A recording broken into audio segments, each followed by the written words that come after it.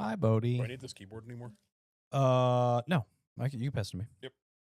I don't want to take Bodie's spot. So. Oh, Friday. Oh. Wait for it.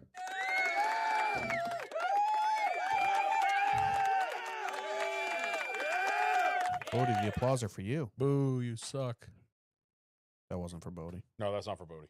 That was for Shih Tzu. You suck. What's happening? Oh, I need to open.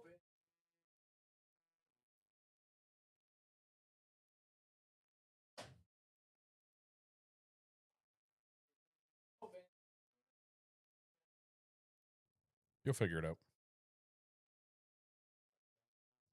Couple 2-3 times. But figure it out. Frickin' figure it out, bub.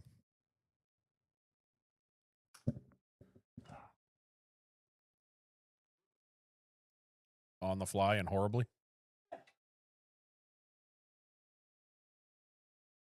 Hi, Brant. Afternoon, even though it's nighttime. How do you know you're talking to somebody? I can see it. I have it on my phone. Oh. Ghosts. There's ghosts in my blood. Pop out. Chat. Chat, go over there. That's large. That's really, really big. Yeah, that's fine.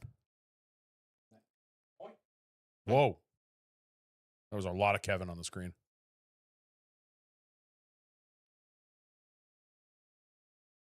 I feel like it needs to be a little smaller so we can see more of like past messages. You've got you took it from me. Unenhance. That's better. Perfect. Yep, that's the one. Over there. You got the mouse? I just don't want you to get cozy and then realize you left the mouse over there. Damn it. Yes. Same. Conflab it.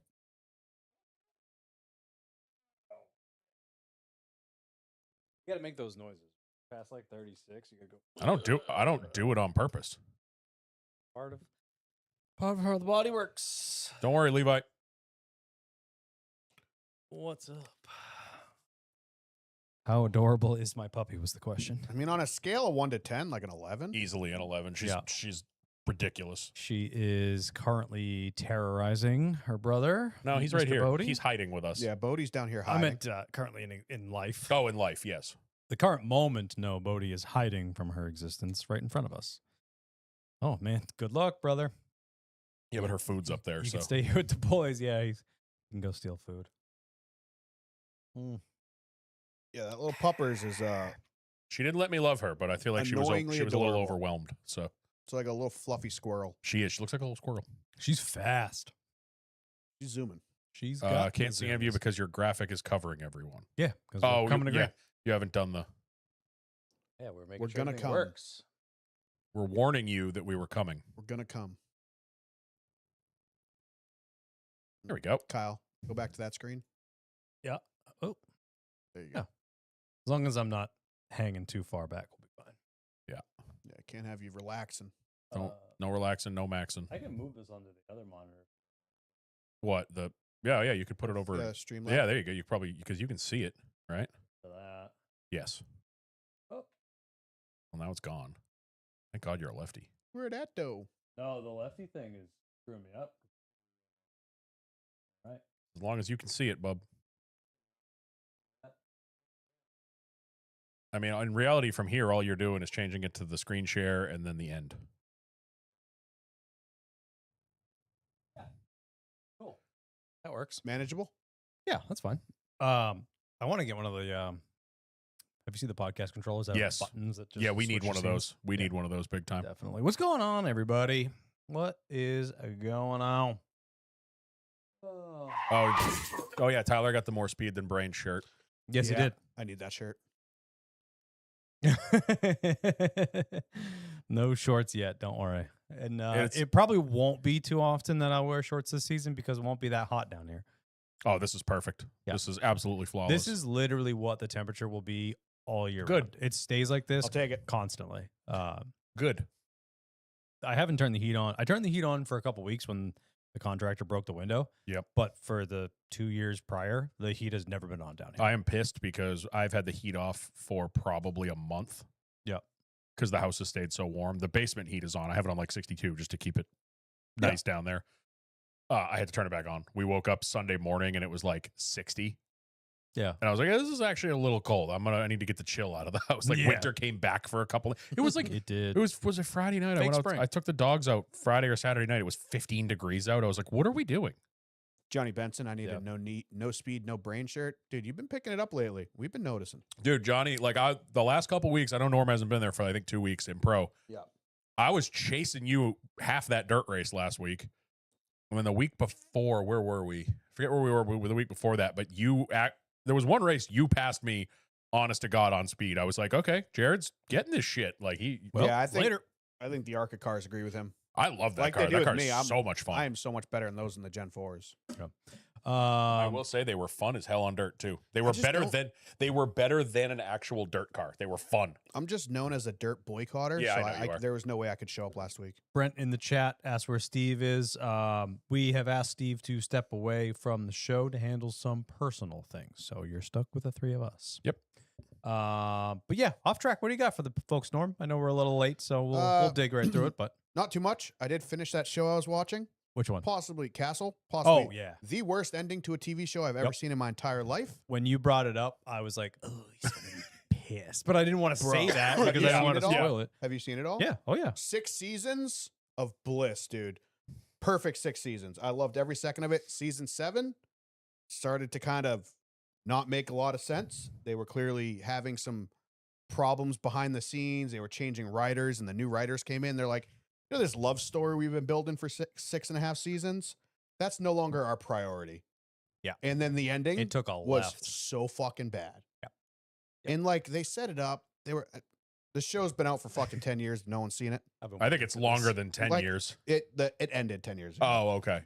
They pretty much the two main characters didn't get along behind the scenes, so they were gonna write her out of the show, even though the entire show was them like their love story, kind of like she's the tough cop, he's the goofy idiot, and like that was the whole story of the entire show.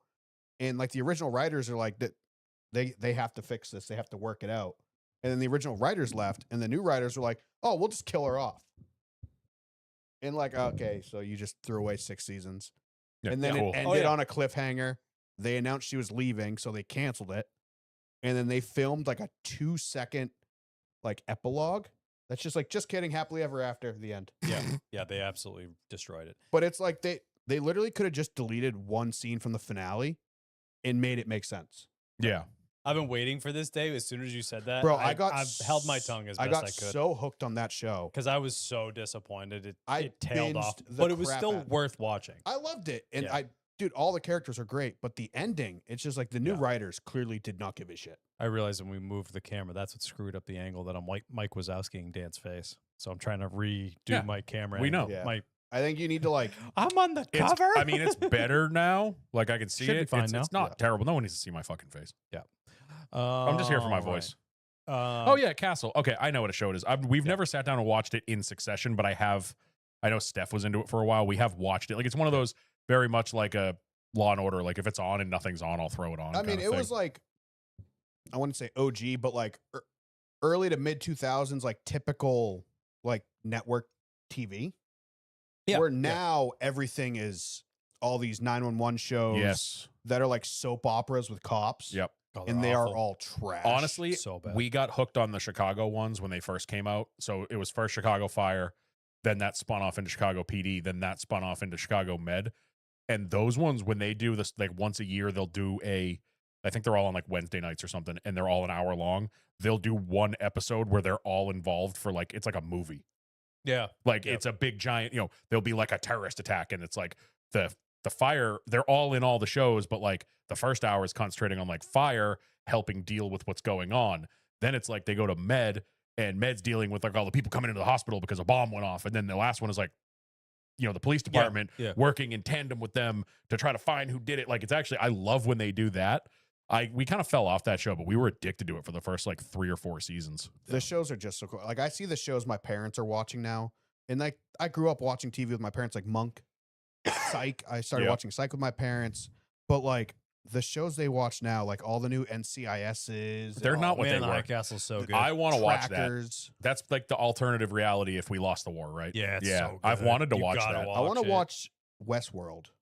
Also That looks awesome, but bananas. so mad it got killed for Yeah. no good reason. But anyway. That's because shows now are so expensive. Well, yeah, and the issue is they just overproduce the amount of shows, so the ones that are great don't get the limelight because there's 9,000 other different options out there, and they get killed off so easily. Yeah, but all these new shows, dude, all these network shows, like The Rookie. I watched The Rookie. At Yep. first, it was kind of like level, like kind of realistic.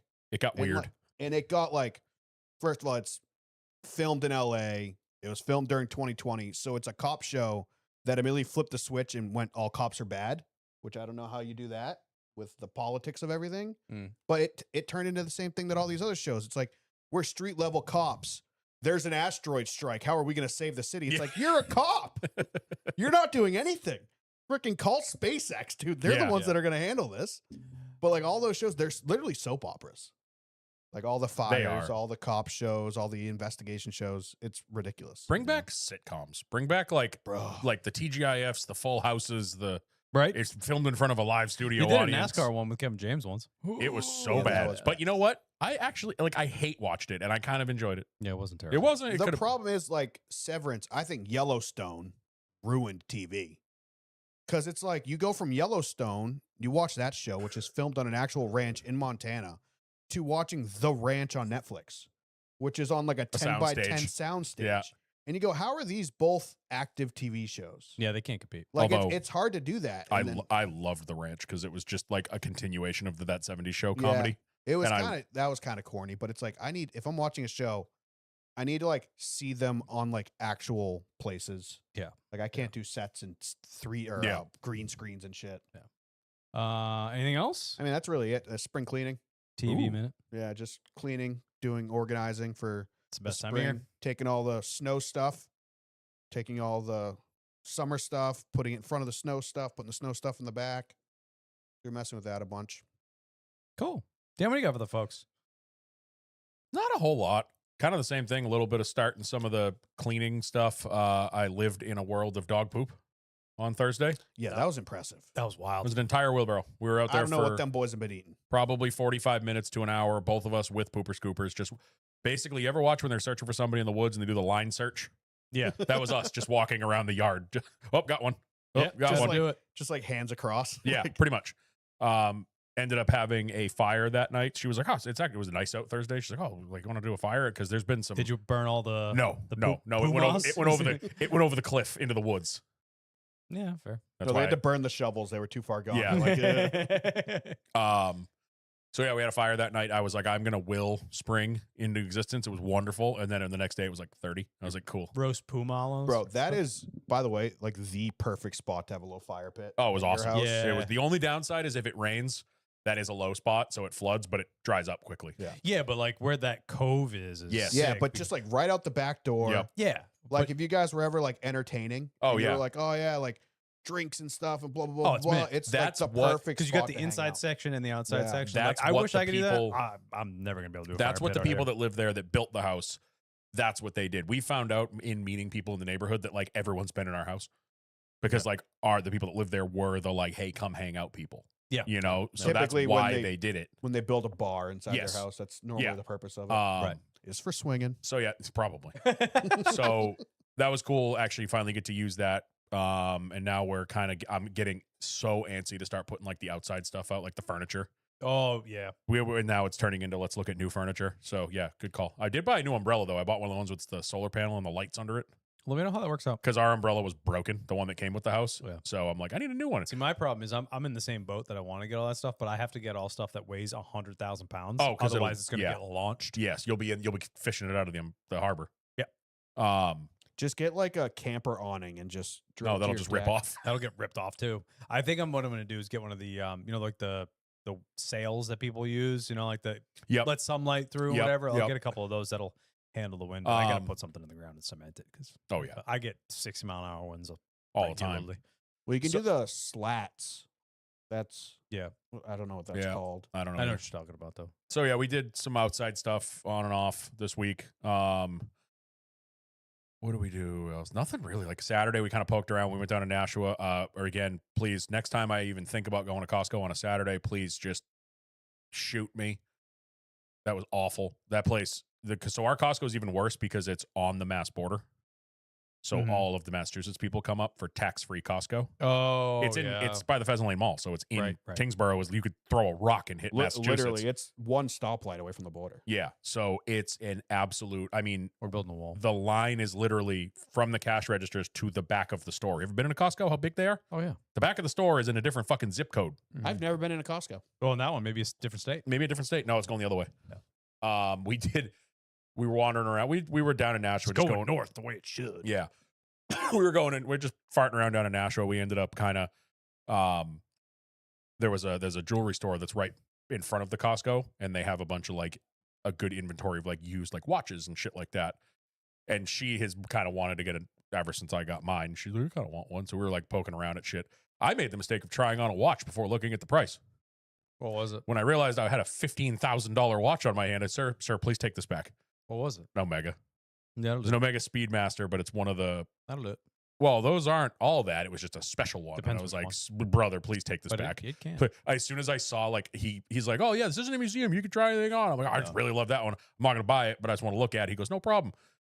I put it on, and I'm like, oh, man, this thing's sick. And I see the tag dangling, and I caught the amount of numbers on it. And I was like, Did please. you try to like please take nonchalantly, this like, back. yeah, Yes. not for me? Yeah. It's like, Wait, please. is there two numbers on the Were left you side of wearing that combo? at the time? Yeah. That's why he let you try it on. Yeah. If you were wearing an Apple Watch, you'd be like, get bent, Yeah. kid. I did buy a watch But this it's got a weekend, picture though. oh no, it's Kyle now. Yeah, I did buy a watch this weekend, though. It's coming soon. It was a couple $100. It wasn't like, it's nothing crazy, but it's a Omega and Swatch did like a collab. Yeah, I know those. The Moon Swatch. Yep. But I hate them because they look like toys. They're the bio ceramics, so they're like plasticky and all that. They feel fake, and they have like the Velcro strap. Mhm. Yeah, I found a dude online that makes them look like this. He takes the faces out of them, No shit. so it looks like it's a stainless steel case, stainless steel band, but it has the face and all the. That's cool. So I'm like, yeah, I'm getting that. I That's got cool as sucked fuck. into videos yeah. of this dude that customizes old Casios. Yes. Yeah. Like the 3-screen Casio. One's like the globe or whatever's on it. And he like takes them all apart, customizes them and stuff like Dude, that. I I'm like, didn't know "That's kinda those- sick." I didn't know those made a comeback. So Yeah. we went to the Pheasant Lane Mall. Steph was looking. She needed a new like purse for work, and it's right next to all the watches. So I go poking around, and there's a whole case of they've brought back the old digital like Yeah. damn near calculator, but they're all gold. They're Yeah. gold plated. That's the thing. Casio. I was like, They're dude. sick. And a lot of people are taking apart the Seikos and turning those into. Well, like, the Seikos, you can make anything. mods. I've fallen into that rabbit hole of like, oh, it looks from a foot away, it might be a Rolex, and then you look and you're like, nope, it's not. It's Yeah. it's a Seiko mod. I know Tyler's into that shit a lot. yeah, he Um, is big time. I kind of want to like Apparently Zach is too. we actually found a place in Nashua. It's really expensive, like not really expensive, but compared to just buying the parts and doing it yourself. But it's a place that specializes in the mods. And on the weekends at night, they do a class. You can go there and pay like $300, and they give you all the parts and they teach you how to do it, and then you leave with the watch. Dude, super dangerous. There's a place directly across the street from my office. I can literally see it from my desk, and I have to walk by it to and fro the train when I take the train to the office. I'm like, don't go inside. Don't go inside. Don't go Yeah. inside. They have a the Rolex Pepsi. You've seen Rolex Ooh, oh, yeah. Pepsi? Oh, yeah. It's a Seiko. That's exactly that. It's Yeah. spot on. I did a double take because I thought it was You a thought it Rolex was a the real first one? time I walked by the store, and they're all Seikos. I'm like, oh, you fuckers. Those are great. So But, that's just, cool. Just Anything for, else? Just for shits, it's this, but he put a stainless band on it. Yeah. Yeah, I like those. I even like those as the rubber I bands. don't like them with the. I'm not a rubber leather. I like steel. I don't know why. I just do. Looking at the screen in the corner, I definitely got to turn it a little more towards me. A little bit, but we're fine for today. Just it's like a foot past norm, Yeah. and like cutting. If I do this, I'm gone. He gone. So You go. that's fine. We'll figure it out. But yeah, aside from that, hung out Sunday. Yeah, not really anything. Cool. Just it's kind of No Like- dolphin this weekend? too cold. I almost suggested going on Sunday because I was like, oh, it's going to be like 47 and sunny. And then we were outside yesterday putting in some new yard lights, like to line the walkway up to the front door. And the wind was like cutting right through me. I'm like, I'm so happy that I did not. Yeah, today would have been a good day. Today would have Yeah. been fucking perfect. But of course, it's Monday. I feel like we're in for another spring of like Oh my God, it's beautiful. Monday, Tuesday, Wednesday, Thursday, Friday, and then it's garbage. Spring. I feel like that was all summer last year. It lasted till June. Remember, didn't we have like 15 straight weekends of precipitation of some Yeah, kind it's last? miserable. I feel like we're in for another one. It's going to go from winter light to summer again. Oh yeah, it's gonna be. gonna happen. We're gonna be like, oh, it's kind of crappy out, and then one weekend it's gonna be 90 and Yeah. what happened. But yeah, that's pretty much it. I went down to Pennsylvania. What was in Pennsylvania, Kyle? My new dog. Puppy. As my baby dog, went down on Friday, drove down to Pennsylvania to meet our friend Kathy, who breeds the Shibas. Yes. Met her at the work and hung out with the whole litter. Well, all but one. One had already been picked up. Oh, But okay. 3 of the 4 were still there, so we hung out there for a couple hours, played with all of the puppies, which was awesome. And then we drove over to Jonestown, I believe is the name of the town, where Nick and Lindsay Becker live. Yep. Stayed with them for the weekend. So we got down there Friday. Didn't do a whole lot. Friday night went to a place called it's an Eagle Hotel, and there's like a dive bar in the first floor. Oh, nice. They're the place that sponsored the sprint car guys that I've talked about before. They had like the sprint cars all over the wall. Yep. So we went there Friday night. I called it the Bald Eagle's Nest because they have a dinner called the Eagle's Nest, which is a basket of fries on the bottom and a whole bunch of chicken tendies on the top. And Heaven. they have like freaking 30 different flavors, Ooh. and they're incredible. So it's the Eagle Hotel and the Eagle's Nest is the food. So I just call it the Bald Eagle's Nest in Yeah, it general. works out. Place is Yep. great. They also have an amazing burger with onion strings, jalapeno, like beer cheese, and their smash patties. Oh, it's so good. They make their own homemade chips. Awesome. Place is so good. I think about it all year long. So went there Saturday, just kind of hung out, whatever. Went out to dinner with some of our other friends, Jim and Emma, that live down there. But Bodie got to meet his new sister. And then he thought they were leaving them. He Leaving thought her. she was staying there, and it was just a quick visit. He was really excited to leave Sunday morning, and then when she got in the truck with him, he was fucking pissed. He still is. So That sequence yeah. of pictures that Steph sent you today of the no, but from farther away. No, but from the other side of the driveway. yeah, so unamused. Steph just texted me and said she is awake if you want a special guest. Puppy. I will say bring her down. This is the perfect time for it. Yeah. So on the way home, we had to stop at my favorite coffee place. There's a place in like northern Jersey, right about the New York border. It's called Catfight Coffee. Ooh. It's very like gothic, Bikini baristas, if you know what I'm talking about. Oh, God, I wish. very like gothic style Yes, yeah. inside. Like the bathroom is a hidden bookshelf and shit. And they have a active charcoal latte. The latte is like dark gray. That's almost got to clean black. the system out. Dude, it is so good. No, it's like a coconut charcoal. It's the best latte I've had in my fucking life. So if you live in northern Jersey or western Connecticut or right around Eastern New York. City area, they're in that region, Catfight Coffee, look it up. Free promo. Place is absolutely amazing. So we bring the dogs in there, and the baristas are taking pictures of the dogs and stuff like that. So it was great. But yeah, got back last night. Tired. A lot of driving. Bodie's pissed. But we are a happy family of 4 now. Nice. Yes. Her name is Sheeta. I like Fern. Sheeta is Fern in Japanese, I will be calling her Fern. which was, heavily inspired by Norm's idea. Yes, because that was the winter storm she was born during. The first big storm we had here in New England was named Fern. Norm suggested playing off of the storm. And plants. And it because worked of out. your I wife. didn't know what the Perfectly. name of the storm was. I assumed it was going to be like Kathy or something. Yeah. But it ended up working out Yeah. perfectly because my wife and my family are big plant people. Big Yeah. herbivores. Big Yeah. herbivores. Big herbivores. So you got little baby Shitta. Yep. So we got little Sheba the Sheeta. And she followed You mean me. Sheeta the Sheba? You said Sheba the Sheeta. Yeah, close enough. Speak of the devil. Look at the little beam. You can walk in. She's like, Mom. Just pass her to Norm. Norm, go get her. All right. Anybody that's watching, about to get a little treat, just scoop her up like a little football. There you go. Oh, hi, baby. I haven't seen you yet. Yeah, Dan hasn't really got a chance. Oh, come on. Let's go in the lap. Oh, my goodness. Oh, my goodness. Sheeta is now live on the YouTube. She is. Oh, my God. She is the softest thing I've ever Dude. felt. You're right. Yep. It's like a little down pillow. Hi, sweetie. And she is terrorizing her brother Bodie. Yeah, but right now she's terrified. She's like, oh, what are For these? some reason, Where Bodhi am didn't I? follow her down here. Hi, sweetie. You want to go see Dad? no surprise. You want to go see Dad? Come here, Here, I'm going baby. to point you in the direction, okay? Baby. Oh. Jimmy. Oh my God, she's so cute. Hi, baby. I think she doesn't know anybody better than mom because she spent most of her time with mom while dad has to work. So yeah, this is my baby. She's fast as fuck too. Oh my god, she's so Yeah, fast. a little speedy. Has she been down here yet? Yeah. And Bodhi's here. He's like, The "Are you-" boss is back in He's like, are town. you kidding me? This is the boys' room.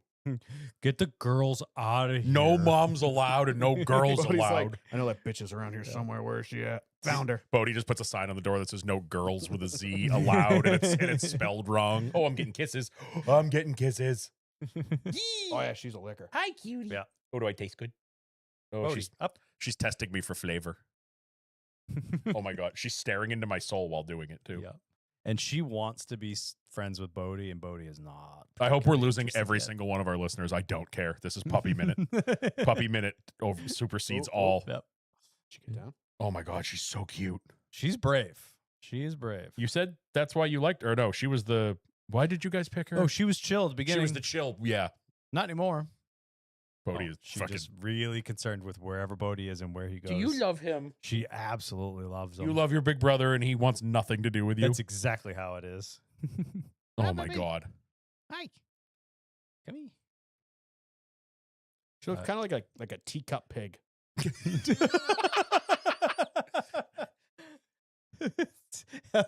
Mike is vegan in the chat, waiting for her to pee on Dan. Yeah, I was kind of waiting for She it. peed on me a little bit. Losing, you're probably gaining followers. I don't now. know. We started off strong and we're not there. Why, sweetie? Oh. Yeah, but we've been picking her up and passing her around. Give her a minute to breathe, I guess. I'm just getting kissed. All right. Pass her to Well, Steph. Perfect spiral. That's. This is my baby doggy. Say hi. Oh my God, what a shot. What that dog doing? I got Mike Wazowski'd again, but it's okay. She got that dog in her. It's okay for her. She's like, no. Stranger danger. Stranger danger. She says, I'll get there eventually. She's probably gonna pee on the ground. Probably. Oh, I did forget. You'll be out of frame. You can get her now if you want. I did forget Steph just something. army crawls across the room to grab We her. took a massive first step in our new living quarters. Yeah. Tried one of the local Mexican joints. She gone. Oh, that's a big deal. We have a couple of them. Bye. Oh my God. We have a That was couple of them, horrible. but we are, we've always had our favorite one back from where we, in Manchester, where we used to be local. La Coretta. Nope. Ooh. Puerto Vallarta. Ooh, I didn't My expect favorite. that. It's so good. I think La Coretta So we've slaps. kind of like been hesitant because it's like when you have your favorite, you don't want to be disappointed by a new one. Honestly, it wasn't that bad. It's not as bad as Chinese food. No, that we still haven't Chinese done that food yet. is very like area dependent. What are you doing? Getting ready. Oh, okay. Yeah, she almost ordered from the Chinese food place up the street, but she's still scared of it. She hasn't figured out how she's feeling yet.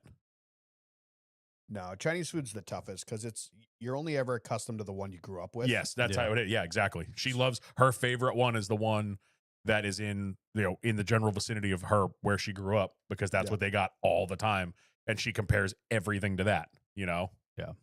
All right, let's have a show. Let's do it.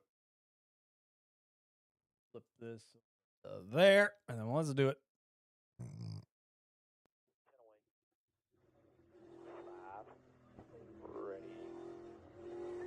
Green. All rolling clean here. 3 out front. Still 3 out front. Top still 4.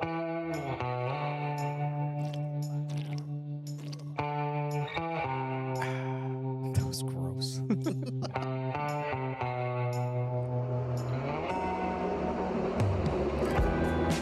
I love that fly by.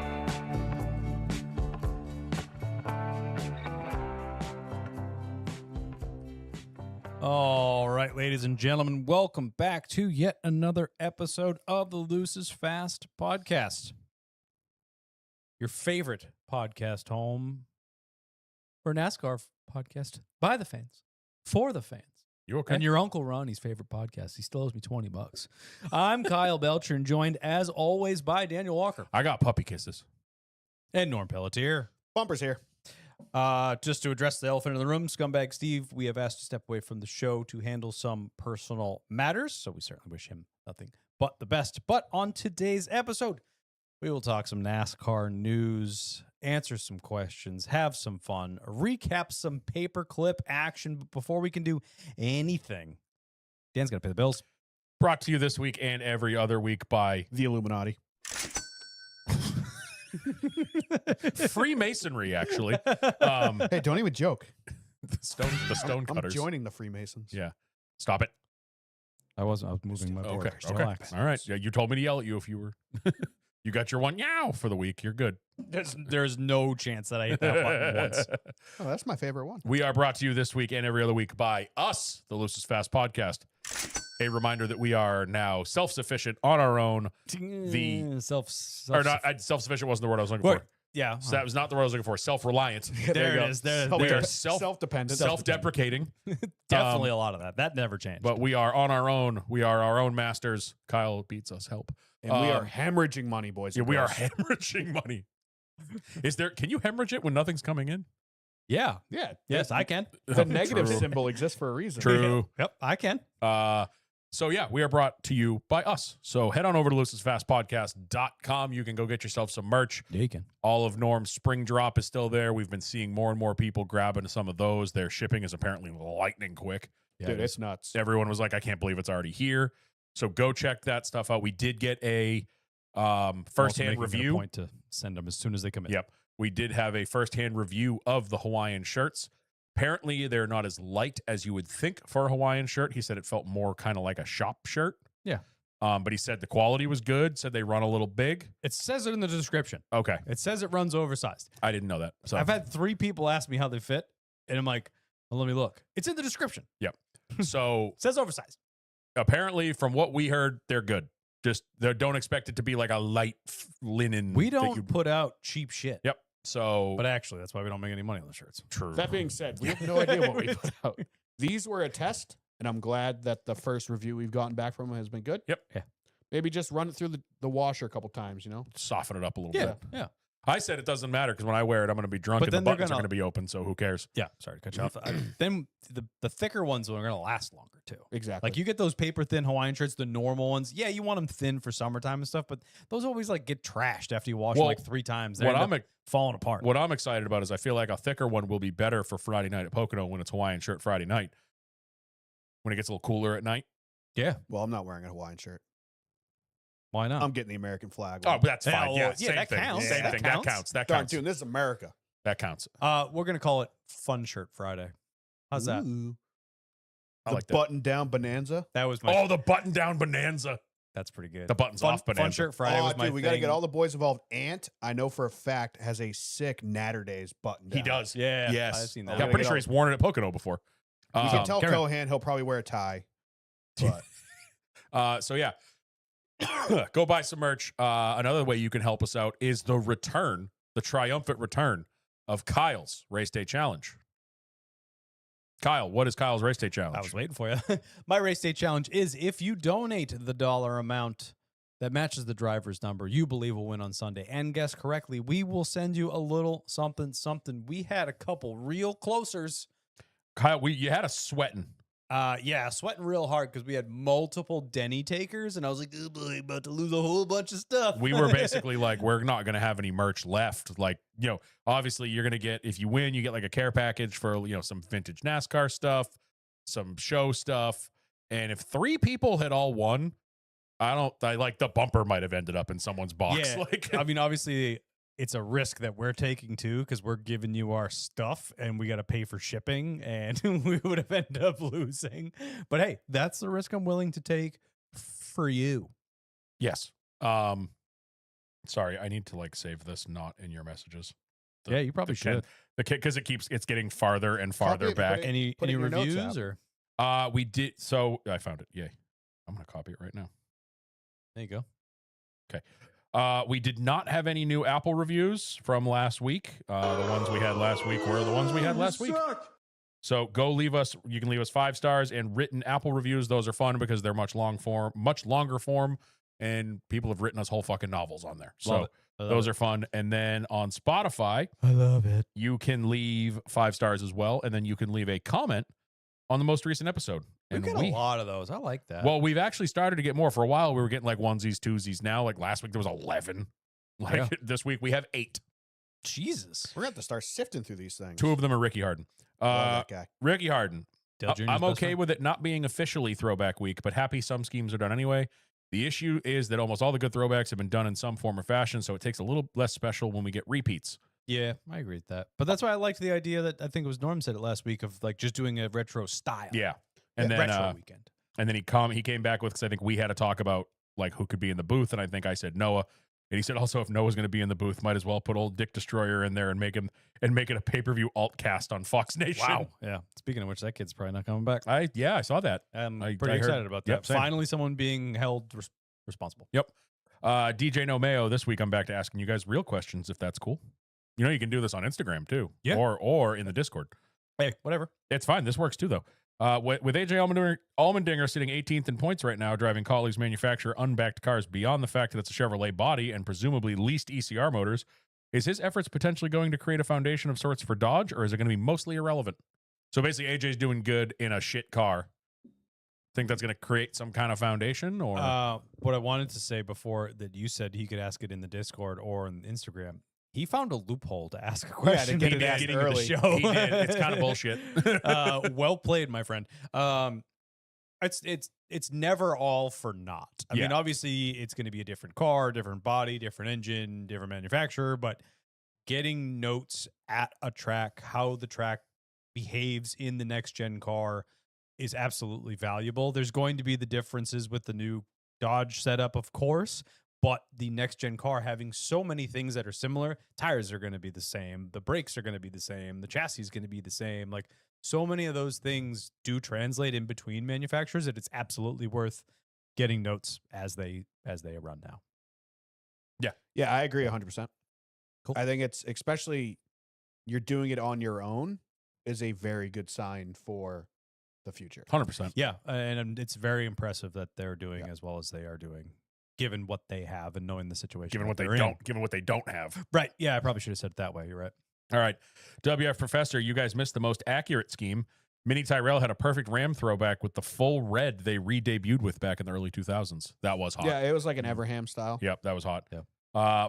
Mike, 1,000% agree with Dan, or 1,000% with Dan. I so wanted to see the Kane victory dance from Brad. Oh, yeah. Yeah. Remember, this is all for Darlington. Yeah, last just doing week, like so. the Mr. Peanut victory lane. Yep. I was I'd be just down for that. shocked. that Then we have a would be- couple for just one simple fact. One from Do Colds. Like, oh, okay. D-O Colds. Okay. COLDS? Colds? Like, Yep. Okay. Monday night drop. Hell yeah, you're welcome. Mike is vegan. This episode was up faster than Xfinity Mobile. Wait. They're not paying us, you son of a gun. And the last one from John Shavy. Man, listen to LIF. Man, happy. Love you. Wank. And we're happy that you listened to us, because if you didn't listen to us, there would be no reason for us to do this. Really?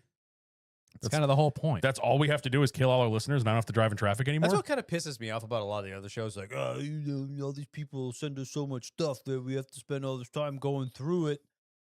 Dude, count your fucking blessings that people want to send you this many messages and you have to sift through it. Like, be Yeah. appreciative. Fuck off. Well, Like, even you hear it sometimes on DVC, like they're actually sometimes when they have a light week on the reaction theater, they're like, what the hell, guys? Like, they want more. yeah, you when know? they get a light weekend, they complain. And then when they have a heavy weekend, they complain. It's also the worst part about DBC.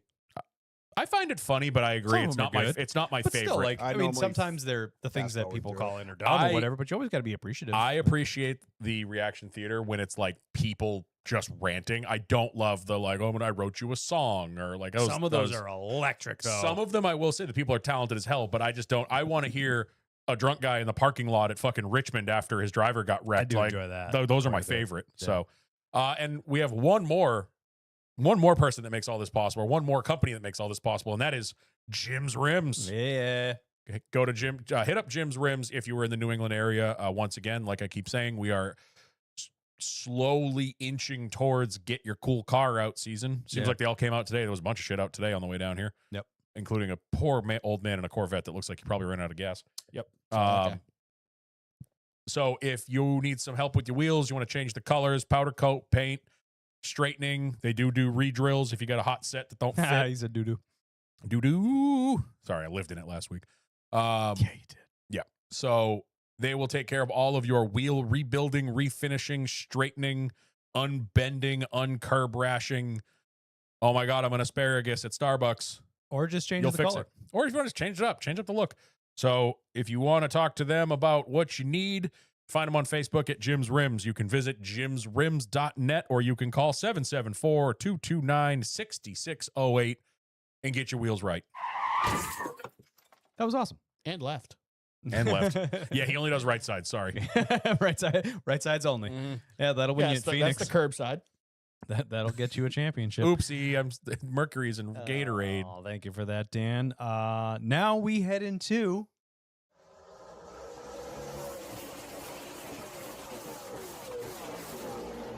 the old race pick. Oh wait, we're not picking this week. That's right. I was like, I didn't look at this at all, but we're Nope. not picking anything. Nope. That's right. Cool. But I mean, we could pick ahead. Now let's save it for next week. You want to do it next week? Yeah, let's just save it. Cool. All right. So we have to recall what we picked for Martinsville. So You're a piece of shit. This was going to be like a really good race and tighten everything up. I was going to have one of those 70-point because he won the pole, won the first two stages, had the fastest lap the whole race. you would have had You would have had over 70. Yeah, because of the win bonus. I would have had like 90. damn near 90 points. No, because he would have got. No, 55 to the winner. 55 plus 10, so 65, 75 plus 20, 95. Where You you would've getting the had a plus? Where are 95. you getting the plus 10, plus 10, plus 20? 55 for the race win. Yep. 10 for the stage 1. Yep. 10 for the stage 2. So 75. 10 for the win overall. Yep. 5 for the pole. Yep. 5 against us. That is 95. You said 10, No, 10. You you're adding too overdid many that. fives. No, 5 for the pole, 5 for the win over you Oh, guys. you got the pole? I did, yeah. Yeah. So it would have been, so 75, I'll let you 80, figure it out. 85. Yeah, it would have been 95. Yep, you're right. Wow, thanks, You're on guys. point there. Yeah, 95 points would have brought this Well, right. you were like breaking it down like way too much. What, giving you the actual math how it works? Yeah, but you added too many numbers together. It didn't make sense. Jesus Christ. Anyway, you guys are absolutely not intelligent. Kyle, I got my GED. What do you fucking expect? Yeah, I expect you guys to trust me when I'm doing math. No. No, that's too much. You added too many things. If you take the 5 and you carry the extra 5, and then it gets you to 75, and then it's yes. Well, I always just say 15 for the win. I don't do the 10 for the win, 5 for beating us. because you But get. I didn't you can get realize the 5 I for forgot about beating the us. poll because I added that before. Yeah. Oh, you added that for the weekend. Yeah. Yeah. If you win the race, you get 15. Yeah. But if you just beat us, you get 5. You get Which is too much, but it's going to be really exciting when you win a race, so I'm keeping it. yeah. If you sweep it, it's a big day. Like I was And gonna. if you sweep the Coke 600, It's over. Oh my God. 105. Yep. But this race, if it played out naturally without Chase flipping that stage or flipping that like pit strategy. Yep. It was, I think we were going to be like a dead heat because I It was would've going to been beat close. you. I would have probably been like 2 or 3 points ahead of you if Chase finished 9th to 12th where he was running all day with no stage points. Right. Because Ty Gibbs was top 3, 4. He was all top day. 3 all day. Yeah. If Dan won and got fucking 95 points. Yeah. we would have been on top of each other. Oh yeah, it would have been ridiculous. But instead, I have the best day I've had all year and lose points. Yeah, Dan's all excited. something, if butts, candy, and nuts. None of that actually happened. So what actually did happen, Norm brings home 49 points Hey, with Ty Gibbs respectable. as a strong That's a day. great day. Top 5 both stages, top 5 finished the race. Yeah, it's a good day. Dan does close the gap on Norm, getting him 61 points on the day for the pole, and Denny's 56 points. He got 56. And this is actually one of the only ways possible that second place can take more points than first place. If you only win the race, get no stage points, and second sweeps the stages and finishes second, they beat by 1 He got 1 point more than, and he also got the fastest lap. They would have actually tied. Yeah. because Danny had Oh, the fastest I lap. didn't Fastest add lap. the fastest lap. That's right. Unless Well, they did. They did. It's in the. Okay. It's in the. So that's on part the of app. the They would have 56. tied. Yeah, Yeah, okay. they would have tied. They would have otherwise. tied with But it's like 55. the only way it can shake out to beat Yep. the leader, which is I think how it really should be. I Like, you win yeah. the race, you get the most points. That's true work. So I obviously picked Mr. Chase Elliott, getting me 70 points on the day, bringing our totals to I retain first place at 293. Norm not all too far behind at 263, and Dan is closing the gap despite not closing it as much as he probably wanted to. No. Still closing the gap nonetheless, and is above 200 at 206. Ways to go. I got a ways to go, but it's a long year. We're only Again. 7 in, so. If you sweep the next race and I DNF, you pass. me. Well, I was telling you that last night. Yeah. That's the big thing is I finally had a good day, but you specifically, I don't think you've had a bad day yet. What are you talking about? I've had 2 bad days. Well, even that race you? in specifically, Oh, no. none of us had a One. bad day at that race. No. Well, Ricky at Atlanta, I had a 1. yes. But like it seems we're very on top of each other this year. When one of us has a bad day, most of us have a bad day. One of us has a good day. Yeah. We all have a good day. I think there was a couple the reason I got in such a hole was because the first couple races I had bad days and nobody else did. What happened? The big differentiators was Daytona 500. Yep. You guys both did shit. I had a good day with Zane, so I Zane. got off to a hot Yep. start. But then I had a 1. You had a 37, and he had a 21. But then the other one was Phoenix. Byron had 32. You guys had a 1 and a 5. Yep. So those are the 2. Daytona 500 and Phoenix is what separated me Yep. from you guys. That's it. But that's the than thing. that, I won they've been Coda. close. Remember? That's the thing. You get a 1 and a 5. We're right. We have, decent days. We're right back in it. Yeah, So 100%. So we are not going to pick this week because Cup is off this upcoming week. I picked Jesus. We are. He's coming back. I win. He's gonna come from the back of the pack. you How about this? Do you guys want to do a all-star style for the Ofinity race? Ooh. So just who Just- wins on the day plus highest 5. finisher Plus plus 5. 5. If you win the race 10. I'm fine with that. That'd be cool. And we have like no data on this because they've only run it once. Norm wants to do this because Norm gets to pick first, so he could take Allgaier and get himself 5 No, he's gonna pick points. Cletus. No, that's not. I'm not picking either of those guys. So you guys can have them. I like that idea. All right. At least it'll give us something to Win- watch. win Yeah, against it's like each the other. all-star race. There's no points. It's just highest finisher gets something to count on, and I can make a Highest graphic. finisher gets 5, and if you win the stages, you get 1. If you Oh, you win wanna the do stage, you get stages? 1. Win a stage, you get 1. Yeah. Okay. I'll take it back.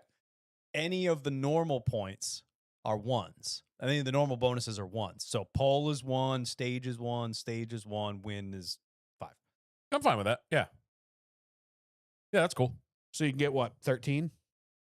Do you If wanna you do- swept, yeah, you could do like 13. If you beat us, Or no. beat each other, you get 5. Yep. If you beat each other and win the race, 10 total. Yep. Yep. Plus the 2 stages and the pole. Top Yep, max so of 13. max. Yeah, max Yeah, of I'm down for 13. that. Yeah, I'm cool with that. I'm gonna pick first. Go with Jesse Love. Smart move. Good pick. Great pick.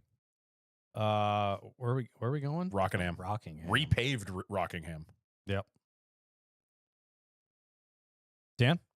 Yeah, I'm going to take Allgaier. Fucking ticket. Cool. I mean, he's won the last 2. This is where he's going to fall apart. Oh God. Who even did well here? I don't know. God.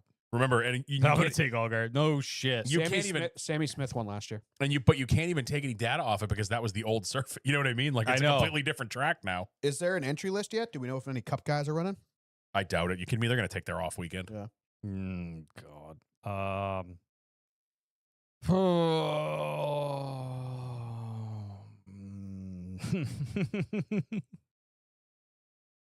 Give me Carson Quabble. I'm gonna put 1. I'm assuming he's in the 1. I think so. I went with Jesse. No, Love. take it back. Take it back. Give me Shelly Bangus. Oh, man after my own heart. Yeah, I just That's want. a locked-in top 5. I just want to cheer him on. That's all I care I about. love that, man. Dude, I love driveraverages.com doesn't even have Rockingham. Hey, I went with Chad Jesse and Love Maeve are because you got watching to think us. of all that extra data Who's watching us? they got with Chad. Cletus's Oh, nice. 10-hour Chad or Maeve. 10-hour test. The Frumpers are watching. We love you. Oh, God. The Both of you. Frumpas. That's not actually their last I think name. RCR is going to be very strong this week. I think so, too. Yeah. All right, so lock it in. That's what we got. We got the old Jesse Love. Justin Allgaier, and Shelly Bangers. 3 studs. I like that. That way That's- we actually have something to watch next week. That's just gonna. I just wanted to cheer on Shelly Bangers. Yep. More than anything. All right, now we got to head over to the often imitated, sometimes duplicated, but never ever Replicated. impersonated? Never replicated. Sometimes impersonated. Ooh. Yeah, but never duplicated. Yeah, definitely. But it is nonetheless norms. Scheme of the week. Hot. Damn it. Damn it. We need a timer. We'll figure it out one of these days. Nope. That ain't it. That's the one we're looking at. What have you done? Shut up. No, you're good.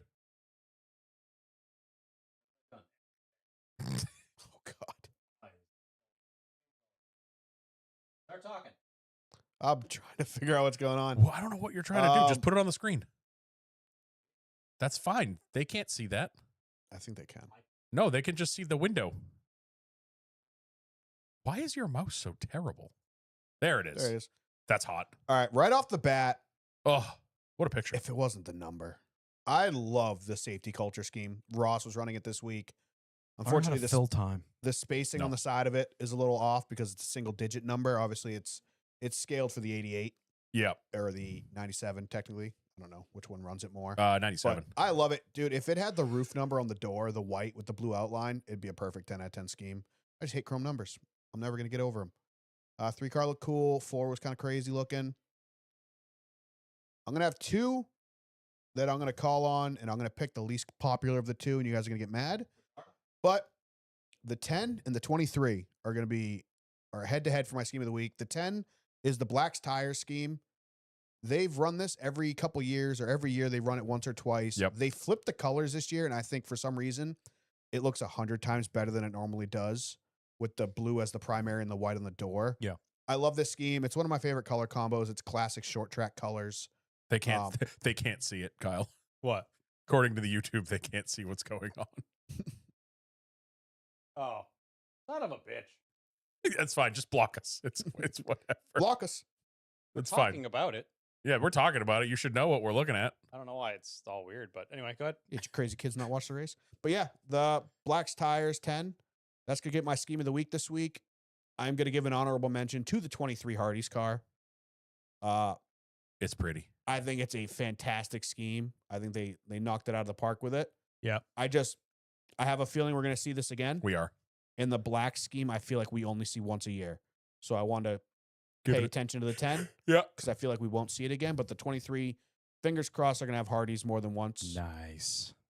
That thing is horrendous. Yeah, that looks super cool in that picture, though. I like the Black's Tire scheme, and I do agree with you. I liked the last one better when it was flipped color wise. I just felt like it flowed a little bit better. I don't really love how the blue like bounces over Also- the tan and stuff. It doesn't like the line that goes up to the driver's window doesn't match the line that goes across the C pillar. Like it doesn't Yeah, I think it's blow. there's as well. probably it's one of those schemes where they're probably like the shape is behind the number. Yeah. So you kind of lose what they're intending on doing. I also, on the subject of last year's, I liked it flipped. I did enjoy the the white with the blue and the blue with the white is, but I also really liked that it was the high vis yellow. It just gave me late model vibes. Like it Yeah. gave me Saturday night short track in the Yeah. middle of nowhere vibes, and I loved it. I think the Um, biggest difference is I think the hood logo looked better on the blue than the white. Yeah, I feel yeah, that. that Yeah. definitely popped Yeah. better. But yeah, that's my scheme of the week. Goes to Ty Gibbs or Ty Dillon. I'm sorry. Whoa. My bad, boys. My bad. They're both obnoxious. You suck. Driver sucks, but that scheme fucks. That was norms. Scheme of the week. Hot. Cool. Hot. Any other callbacks that you guys have, or should we just keep digging? Should we call back to the big elephant in the room? What? Bodie. Oh, Oh, Should I go get it and show it to the camera? you're gonna No, kill one of no. us. No, you can just hold it up in front we're of the gonna camera. put it. We're gonna put it up. True. We'll just show it next week. Okay. I That posted sounds a picture in the Discord. So Oh, did so you? people Okay. know. We It have half landed. received the Lucis Fast podcast bumper. It's so sick. And I can't, I'm supposed to be talking to you guys. I can't help but just stare at that the whole damn time. Oh, why do you think I put it over there? I love it. I can't If stop it looking wasn't at going it. to be on camera, I want to be able to look at it the whole time. Thanks, Sam Mayer, for the damage on it, though. Yep. Thank you, Sam Mayer. We are contractually obligated to say that. Although I feel like because he damaged it, that's why we got it. That's literally That's exactly Yep. why, because otherwise they would have reused it. And just peeled it So out. because Sam Mayer was being an impatient prick after going to the back last fall at Martinsville, he ran poor Bradley Perez over, damaged the rear bumper. Therefore, like Kyle said, could not be reused. So therefore, went to a good home. It's forever home, as Kyle. Yeah. I would love say. how like all the marks on the Chevrolet on the bumper because you get the crap kicked out of it all night. Yeah. Yeah. And shouts to, what's his name? Tyler? Yes. Let me Pinelli. Tyler Yeah, Pinnell. His grandfather is on the bumper. They added that. Chuck Snyder. Yeah, they added that last minute, I Hell of a guess. name. Let me go back. Hold on. He wrote us a little thing, but you'll see it when we hang it up. Hopefully next week. I'm hanging it up tomorrow. Fine, hang it up tomorrow. Where is it? Yeah, Kyle just wants to clean it off a little bit. It still has some remnants of Martinsville on it. Yeah, got a bit of rubber on the inside of the bumper that I do not particularly want raining down on the couch that I spend a lot of time on. The original plan was to have it on the floor in front of us, but with the camera angles and stuff that we got, it's not going to work there. So we're going to put it up behind me and Dan's heads, right behind our noogans. Yeah, I think it'll be great. But we kind of held it up and showed it off a little, like to ourselves to see how it would look, and it was phenomenal. It fit the space well. All right, here we go. All right, so this is from Tyler Pinnell.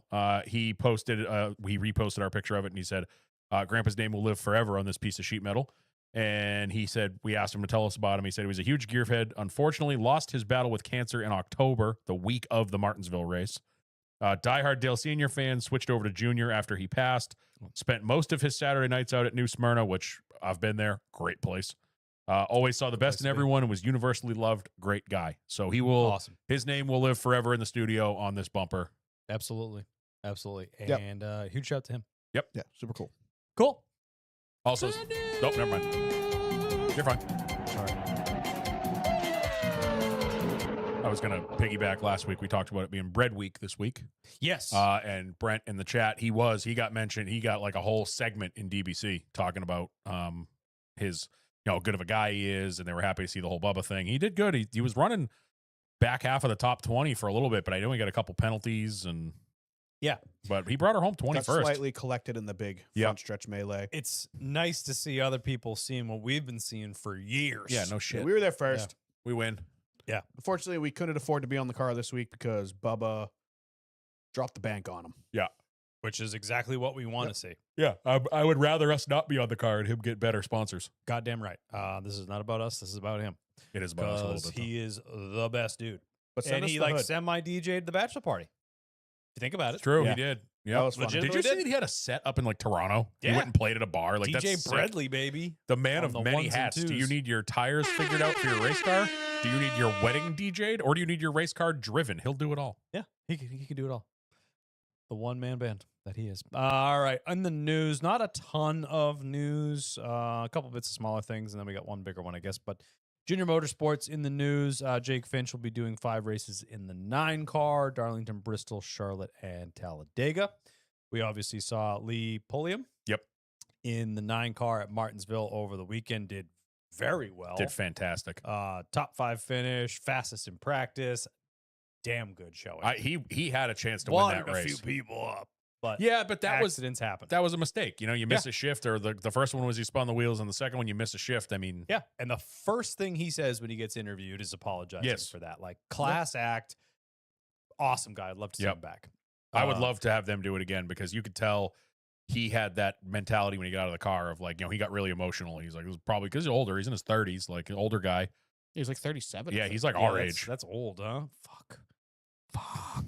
Yeah, when they say all guy is 1 year older than I am, and I'm like, no, come on. They're like, oh, the old wily veteran. I'm like, I'm not a veteran of anything. His year starts with a 3. It's not that old. Yeah. But Fuck. when he gets out of the car and he's, starts getting really emotional, and you could tell it's like he think, this could probably be it. I hope they figure out a way to get him in do it in the fall. Do it at Fall Martinsville. Agreed.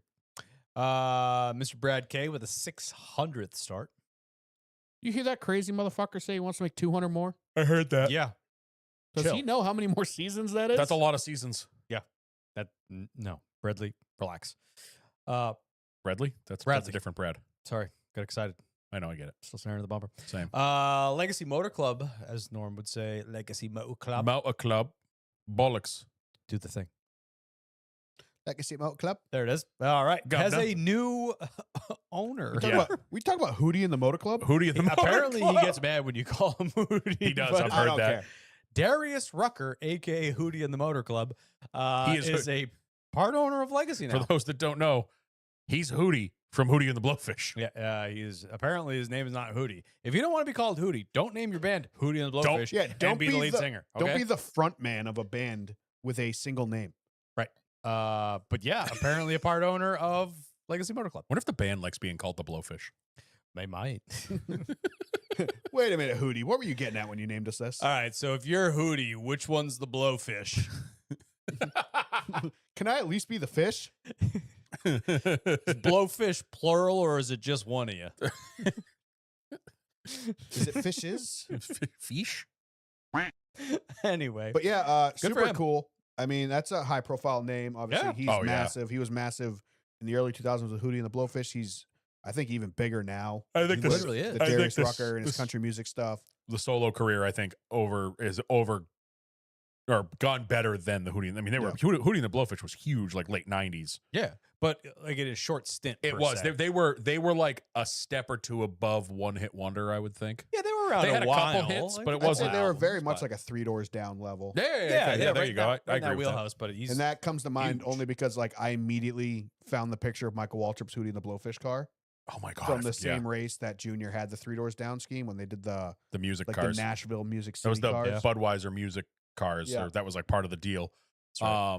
And I'm glad I was like one of the first ones to be like connect that dot. Like, because I immediately, as soon as I saw that, I was like, Hootie and the Blowfish car. I mean, to be Yeah. fair, And you so would. many people are like, I didn't even know they sponsored. To our be car. fair, you probably would be the only one to connect that dot, and I'm proud of you for that. I remember that. very good. But yeah, I think Christ, what was it a couple years ago? You couldn't go anywhere without hearing his rendition of Wagon Wheel. Banger. Dude, that's still a good song Now today. he's rocking us like a wagon wheel. I didn't realize that there was like 1,800 versions of that song. Mm. Like everybody's. For a while, I thought that was his song, and then I heard like the original, and then I heard another cover of it, and then another cover of it. I was like, Jesus. He only wants to be with you. Legacy Motor Club. A-E-I-O-U. That was perfect timing. Yeah, it sounds like him and Hold Jimmy my hand. Are like pretty good friends. Want you to hold my hand. I don't wanna. You do a really good Hootie. It's like I know, like I could probably sing every one of their songs. Couldn't tell you a single one of their songs. Same. I could But probably you turn it on the karaoke all radio, of I'd be like, oh, I know this song. Anyway, yeah, so that's pretty awesome. And the last bit of news that I have is NASCAR announcing the 2027 ballot, or the 2027 class, if you will, going on the ballot for the Hall of Fame that will be voted on in May, I believe it is. I think so. Yeah. I have the list here. We could just run through it pretty quickly. On the modern era ballot, no surprise they have added Greg Biffle to that. No, wasn't he already? Yeah, he's already been on there. I Ballot. thought this was the first time. Someone made that mistake in Discord and was scolded that someone said he would be a first ballot Hall of Famer. I didn't see it in the No. Discord. I also made that same mistake. I apologize. Yeah, apparently he has been on it already. Truck Series champ, O'Reilly's champ as well. Neil Bonnet. He's So, been on I it. was gonna say Greg Biffle. He is right on the fringe of my level, my cutoff to make the Hall of Fame. I think throw in his Xfinity and his truck championships. I think he's there. Yeah. But my cutoff has always been either one cup championship or at least 20 wins has been like the benchmark. Like that, you got to surpass 20 wins or win a ship. Yep. If you win a championship with 10 wins, doesn't matter, bud. You're Hall of Famer. You won a championship. Yep. But if you win at least 20 races or above and don't win a championship, I think you're at that level.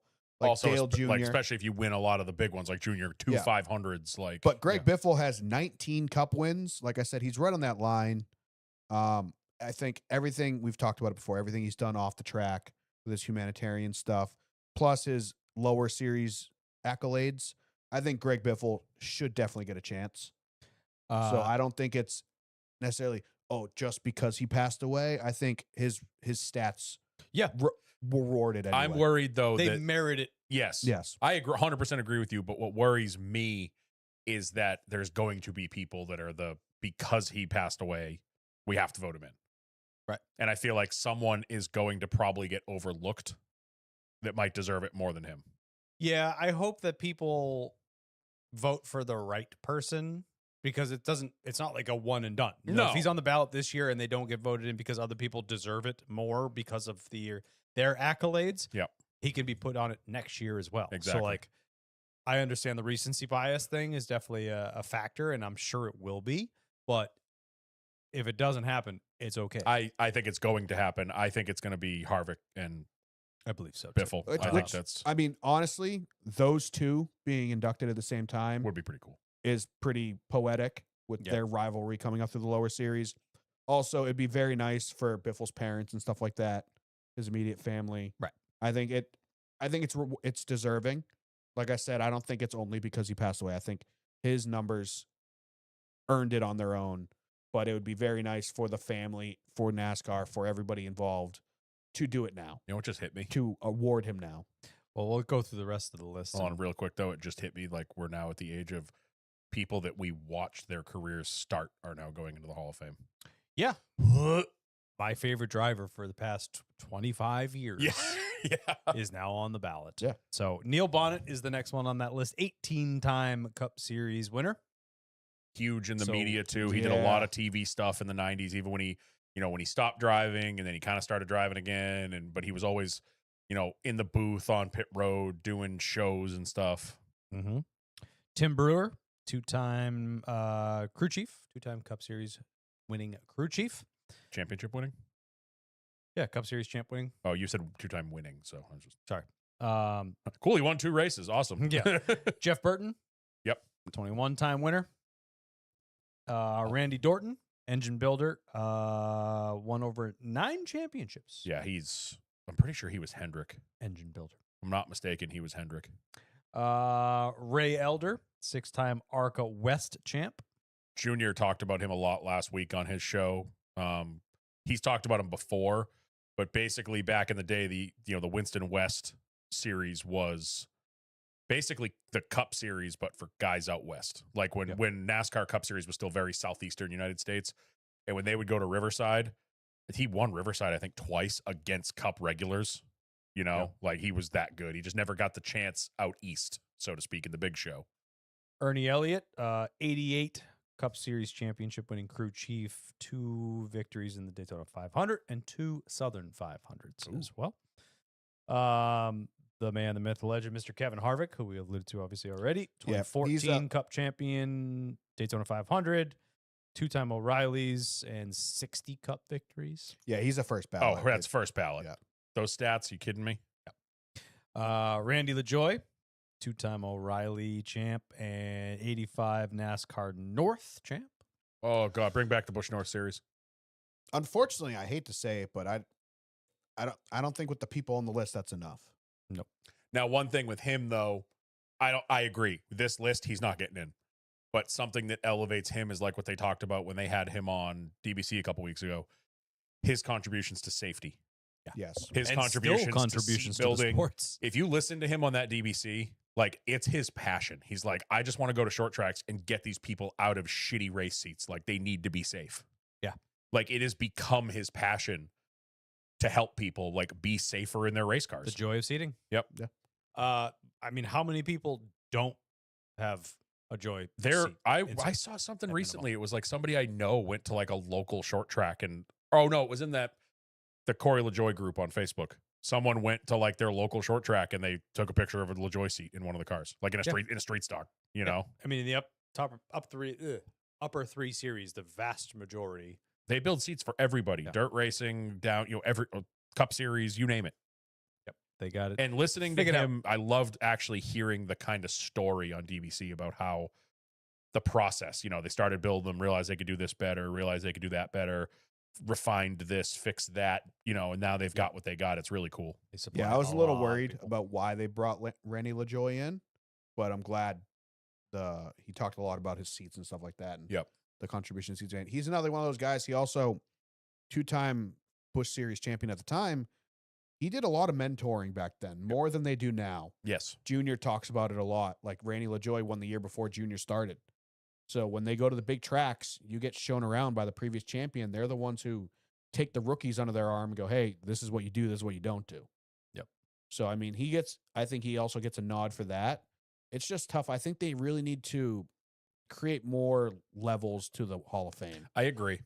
Separate it more. Like Kevin Harvick, Greg Biffle, Jeff Burton shouldn't be fighting against Elder and Ernie Elliott. Yeah, like these guys that aren't necessarily drivers, they need to get like chosen separately. I think there but needs you also at a certain point you're going to start watering it down. Yeah, Where but do I you think there draw should be the like line? a driver at a crew, or like what's the trophy that you get at the end of the year? the mechanics wear. Yeah, no, there's A landmark award? yeah, maybe it's one of those, something like that. Mhm. Like your contribution to the sport, like as like a blanket rather than Yeah, specifics. that's the landmark. Yeah. Particularly. Like something like that for the Hall of Fame, where it's more like we take everything you did and we put it together. You're not only getting recognized as a driver, but it's Yeah, that's this, where you this, and go this. in the Pioneer or the Landmark Awards. Jack Sprague is the last one, 3-time truck champ. Yep. On the modern era ballot. One of the OGs of the truck series. I remember when that series came around and it was like him, Skinner, Hornaday, Hornaday, like, yeah. Hornaday the GOAT. I got like My boy, fucking 4 Hornaday Teddy trucks in this Musgrave. house. Teddy Musgrave. Yeah. Sprague was the 24 truck, right? Yeah, Sprague was the Gordon truck. There's got to be a Hornaday truck in here, right? You have some. I don't think you have one in I here. got like 4. Yeah. I guess not in the studio. There's one in the bathroom. Yes, there is. didn't you just buy one? I was just gifted one. Yep. Cool. So then on the who do you think the 2 are? I think it's- if you're picking 2 today, right now, gun to your head, who you gonna pick? I think we all agree Harvick's on it. Yeah, no doubt. Well, I mean, we know you. but even like statistically speaking, it's not even close. No, it's not even close. no, it's. I mean, championships alone. To me, I feel like it's almost not a coin flip, but like Bonnet and Biffle. To me, I think burn it. but Burton. yeah, or even Burton. Burn it? Add Burton to the I had it burn it. Jeff Burnett. Burn it. Damn, Jeff Burnett. Jeff Burnett. That's what Ward calls him. Burnett Liquors. There's a snake. There's a snake in my boot. I found a snake in the back, back of the That's house. the other Burton. I was bored. Woad. Whoa. WOOAD. Woad. Caterpillar. I think if this was a straight up fight, it wouldn't be Greg Biffle. But I think, agree. I think the timing of it, I think it should be Biffle. I think it's very fitting that it would be him and Harvick going in at the same time as well. I see that. I agree with that. All right, Pioneer ballot. We had Ray Fox, 1956 NASCAR Mechanic of the Year and 14-time Cup Series winner as an owner, including the Southern 500. We have Harry Hyde, 1970 NASCAR Cup Series championship winning crew chief. And if you look behind Kyle's head, he was the inspiration for Harry Hogg in Days of Thunder. Yes. That alone should get him in the goddamn Hall of Fame. 100%. But you also have Banjo Matthews Yeah, right that's there tough. after. Built cars more than 250 wins and Lit- 3 championships. Literally the GOAT of chassis building. I mean, you go on any of like a Facebook Marketplace, classifieds, whatever, and you see an old stock car that's for sale, 90% chance it's a Banjo chassis. Herb Nab, 2-time Cup Series championship winning crew chief, ranks 3rd all time for crew chief wins at 92. Larry Phillips, 5-time NASCAR Weekly Series champion. Those are your Pioneer ballot. 1 goes in from the Pioneer. Yes, one. Who are you picking? I mean, I hate to say it. I'm going to pick Harry Hyde just from recognition alone. Luckily, the people that are choosing are a lot smarter and know the history of the sport a lot better than I do. True. Some of them have worked with him, I'm sure. Yep. So I will trust it in their hands. Guys like Dale Jr., Jeff Burton, the guys that are making these decisions that have firsthand experience and greater history or knowledge of history than anybody. But Harry Hyde, just because, I mean, I grew up with goddamn Days of Thunder, so. I'm going Banjo Matthews for chassis building. I agree with that. That's where I'm going. That's where I would go too. But- I like the Harry Hyde pick though. I wouldn't be Of course upset you if he got in. Yeah.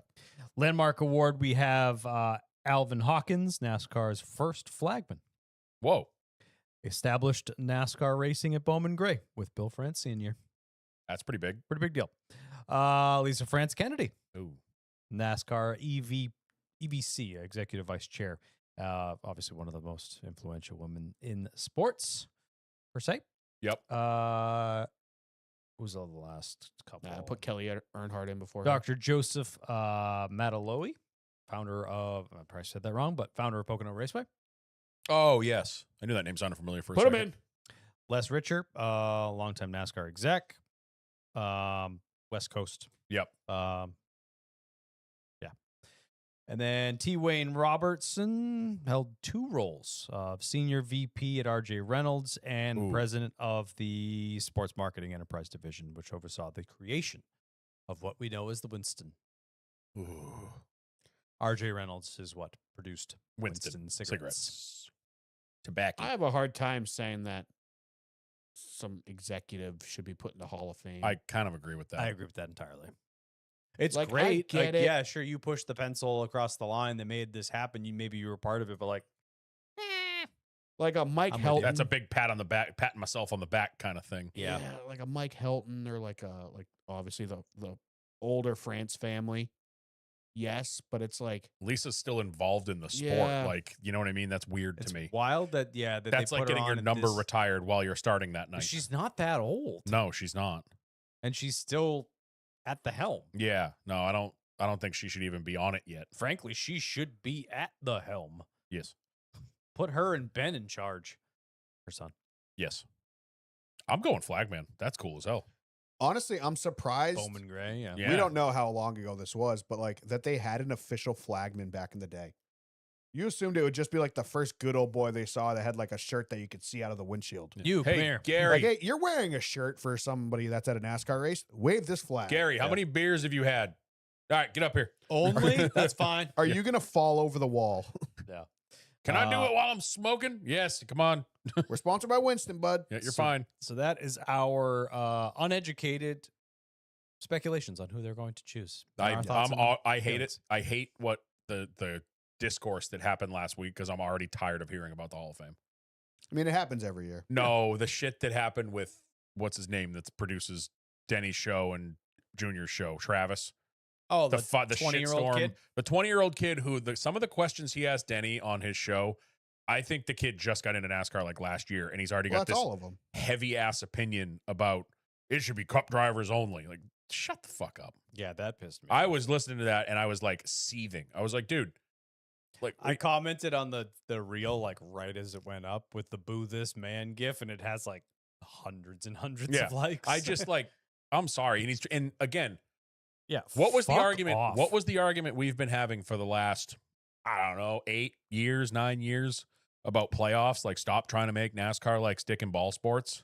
And his argument was, well, you don't see AAA baseball players going into the Hall of Fame. Stop comparing us to stick and ball sports. Like, it's not that difficult.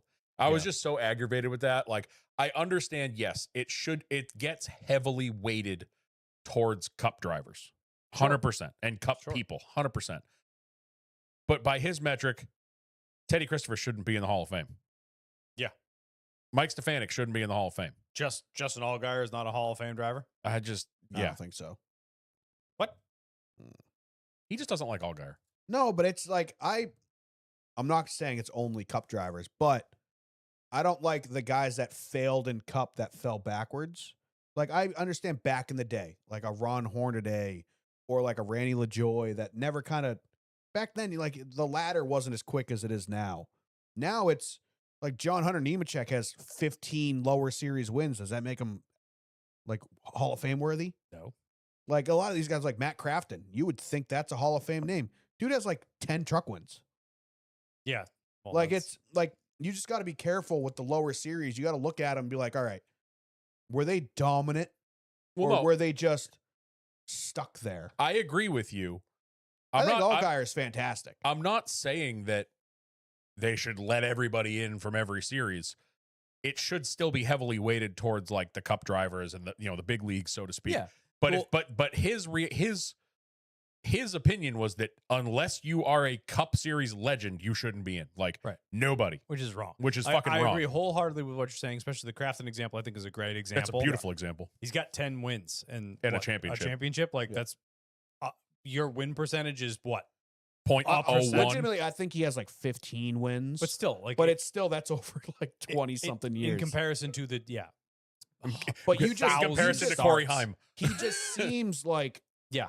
like a Hall of Fame guy because he was stuck in trucks was for always 25 there. years. Yeah. But Allgaier has a But Allgaier's fuck ton tough more wins. because Allgaier is going to be eligible for the Hall of Fame, and he's going to go up next to like a Ryan Newman, and it's going to be hard to say like Ryan Newman has like 18 Cup wins, but like he has this many poles, he was this dominant, he did all this stuff for safety, but it's like Allgaier with 40 Xfinity wins versus Newman with 19 Cup wins. Yeah, they don't Like, the it's- weight is yeah, not the it's- same. You have to be really careful. Just because somebody was never good enough to make it past their series doesn't necessarily mean they were Hall of Famer. Now, If I you think had like 22 wins in Cup but you had 60 in Xfinity, like the 60 Xfinity is more impressive to me than 18 Cup wins. I think if Allgaier wins another championship, it definitely helps his chances too. Yeah, but that being said, like 2 Xfinity championships. Okay, Clint Boyer, welcome to the Hall of Fame. Austin Dillon, welcome to the Hall of Fame, bud. Ugh. What do you mean? Austin Dillon has 2 crown jewels and 2 Xfinity I know, championships. that's It scary. does, yeah. Like Austin Dillon, right to the Hall of Fame. So like that's where you got to be careful. Like Ricky Stenhouse Every- Jr., baby. Jamie every McMurray, driver All the is crown jewels, baby. Dude, every driver we needs to be need judged Jamie Mack on accordingly. this. I love Jamie Mack. But yeah, we'll see what they do. We will see what they Xfinity do. championship versus a Daytona 500 win. 500. What year was the 500 one? No, I think he means like what has more weight. Exactly. What year Oh. was the Daytona 500 one? Pre 2011, I'd say Daytona 500 is more important. Good point. But nowadays, It's kind of a spin the wheel. Yeah. Hot take. Wait. Where's my button? I don't know. You're the one with the buttons. You've lost it now. It's not fun. You've lost the magic. Yeah, but I don't even know if I have it anymore. Oh no, how'd you Oh, I do. Norm's hot take of the week.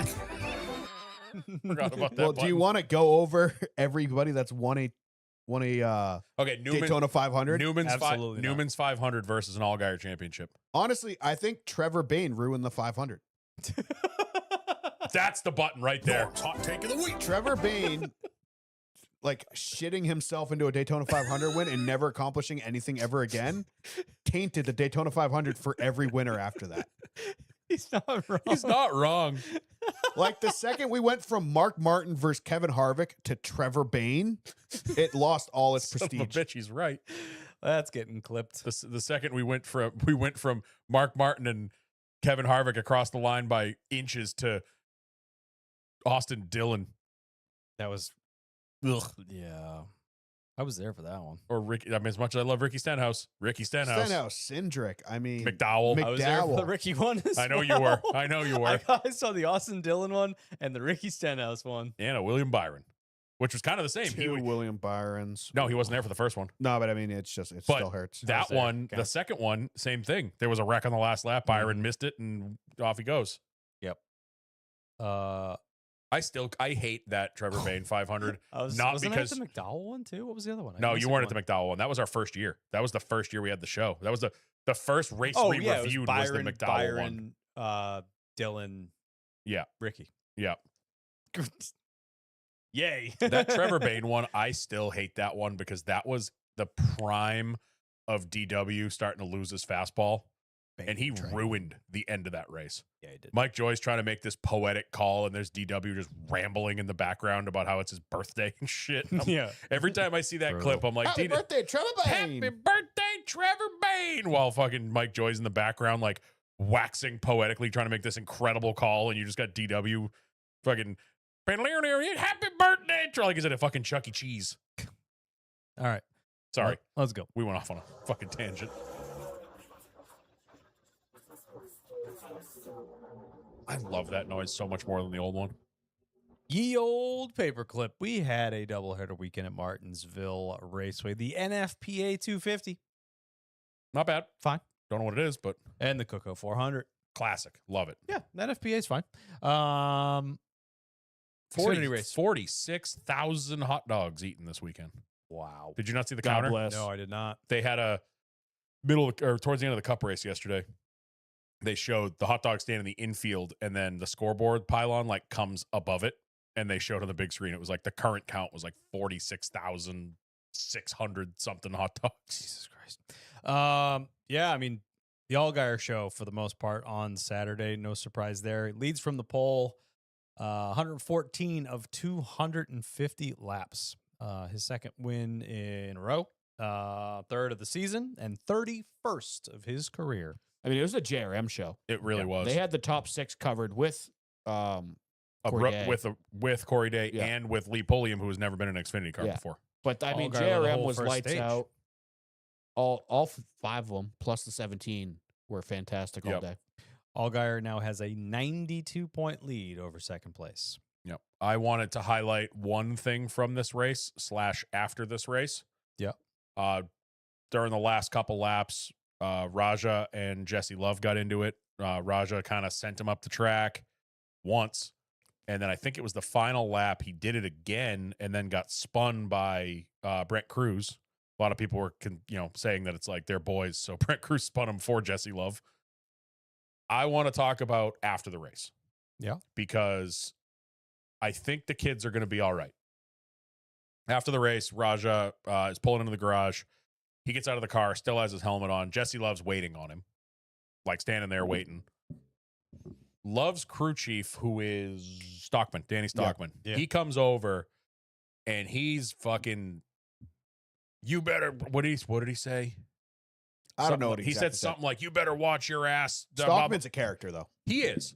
But he comes over like his hair's on fire, starts yelling at Raja, and Raja's literally got his helmet on, and he's like, hold on. You can hear it muffled. He's like, hold on, I can't hear you. And he takes his helmet off, takes his earplugs out, and then like incredibly polite is like, okay, now what were you saying? And now Stockman's like kind of caught off guard, and he repeats everything he says, like, you better watch your ass, blah, blah, blah, blah. Raja, someone from Raja's crew, I don't know if it was his crew chief or not, he comes over. Him and Stockman start getting into it. And finally, Jesse Love, who is how old? 21, probably. 21. Yeah. 21. And Raja's what? He's also 20, Probably maybe right 19, in the same 20, they're in the wheelhouse. same wheelhouse. 24 or something like that. I think he's These a two little older. grown-ass men are bickering. And Jesse Love has to come over and he goes, how about you guys fucking go over there and argue so we can have a conversation? And then Raja and Jesse Love proceed to go in front of his car and talk like adults. No yelling, no pushing, no, don't get me wrong. I love a good pit road fight. I do. But that almost made me so happy to see how 100%. mature these kids are. They were able to talk it out. We don't know what was said, but, judging by body language, no one seemed overly angry. It seemed like they were both kind of pleading their case as to what happened, why I did this. I feel like we didn't see it, but I feel like it ended with a handshake and see you next week. Yeah. Meanwhile, the two crew chiefs are fucking bickering like little girls.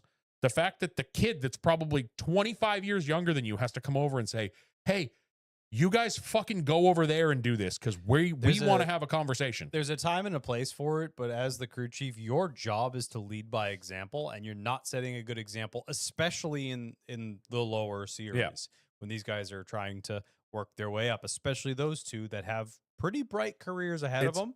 You need to lead by example, and they did a shit job.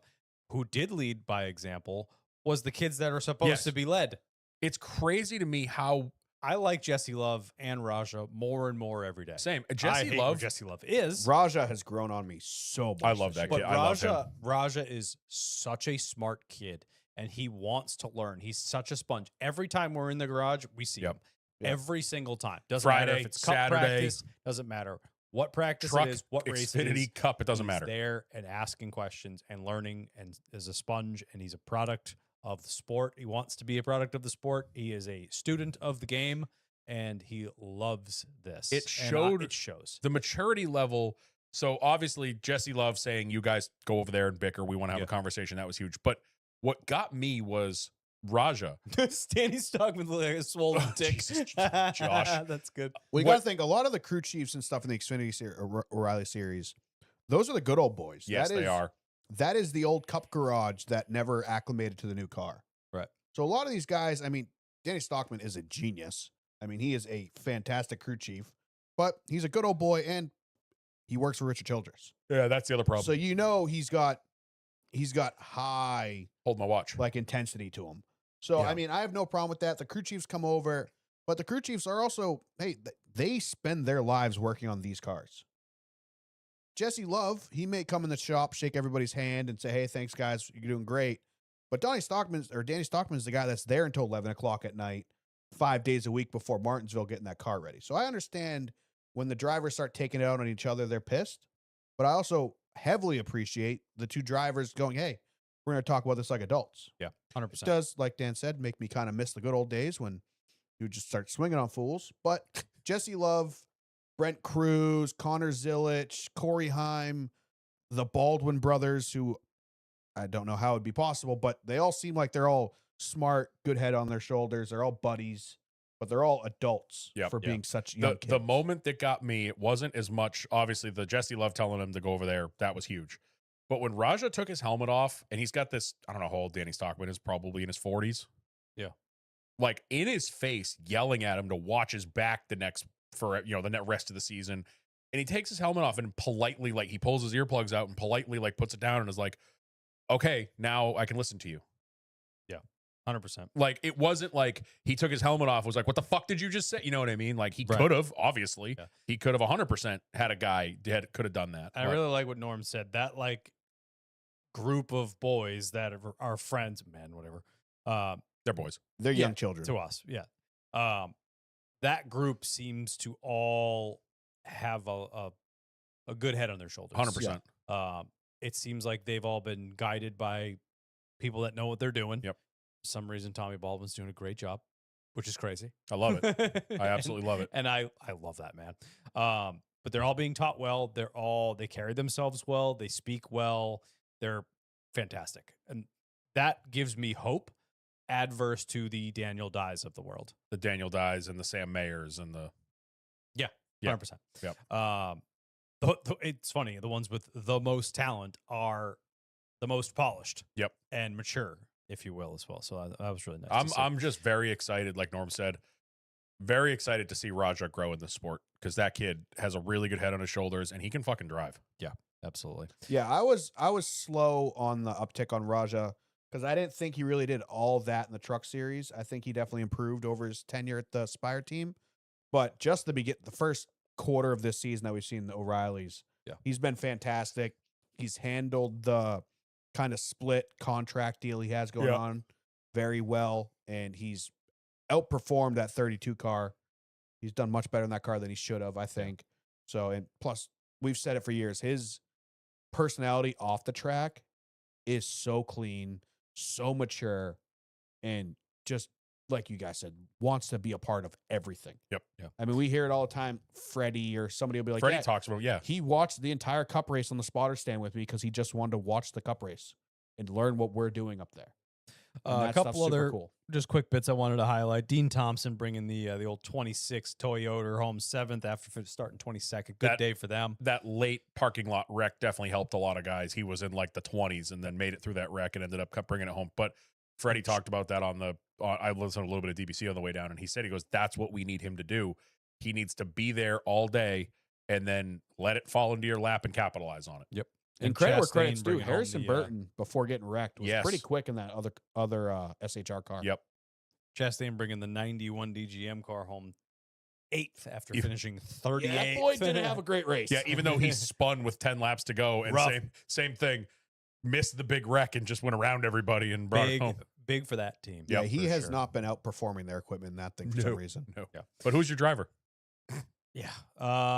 That's all I got for the Xfinity race. Sorry, O'Reilly's race. Real quick, I want the Lee Pulliam misshift deal.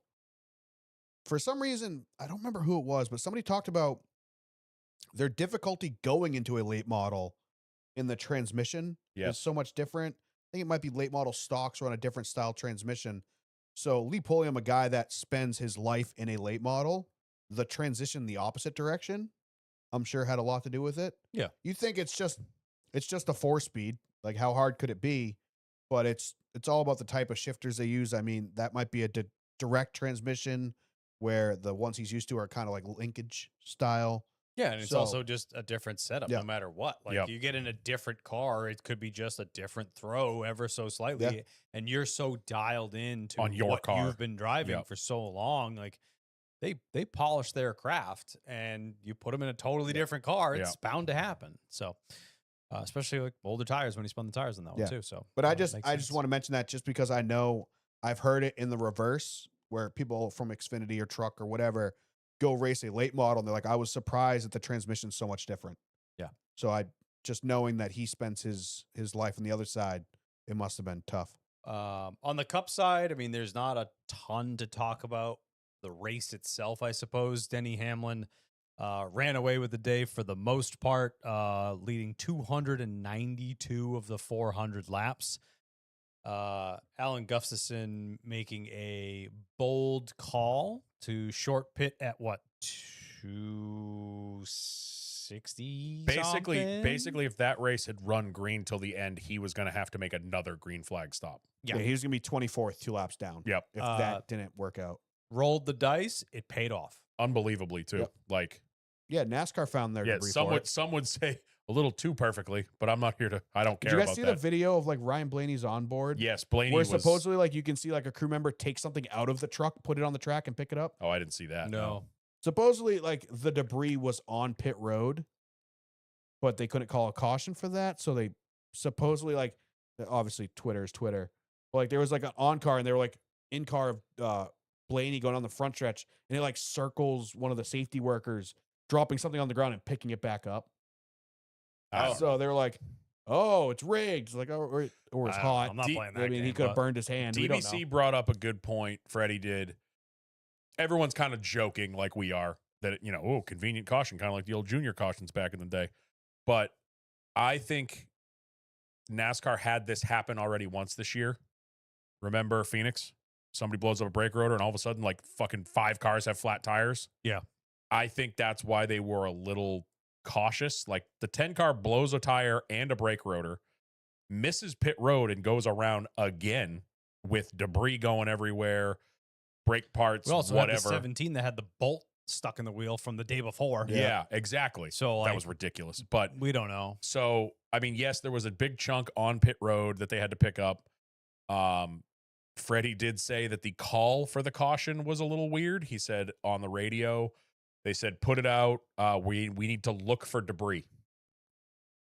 He's like, I've never heard them say that before. I mean, it could go back to exactly. Yeah, just weird them being shit that happened cautious. with the 17. I think it's them They being did cautious. wait a little long though. They I think did. it was like a good like 10 laps was. before they threw the yellow. So I think they might have been hearing radio chatter about some debris. So they might have been like, we're getting multiple reports that they're seeing chunks on the Right. track. Who knows what it worked out for Chase. I don't think it was anything malicious, but I think it was NASCAR just playing it uber safe and they knew who was in I lead. got a couple talking points I wanted to bring up about the race. Starting with probably the biggest one that everyone's talking about, the 23 and the 77. Yeah. Thoughts, A feelings? lot of people are saying like, oh, Bubba just misjudged it. I think he trucked him. He trucked him. I know Bubba. We've seen him race for years. He's extremely talented, but he's also a hothead.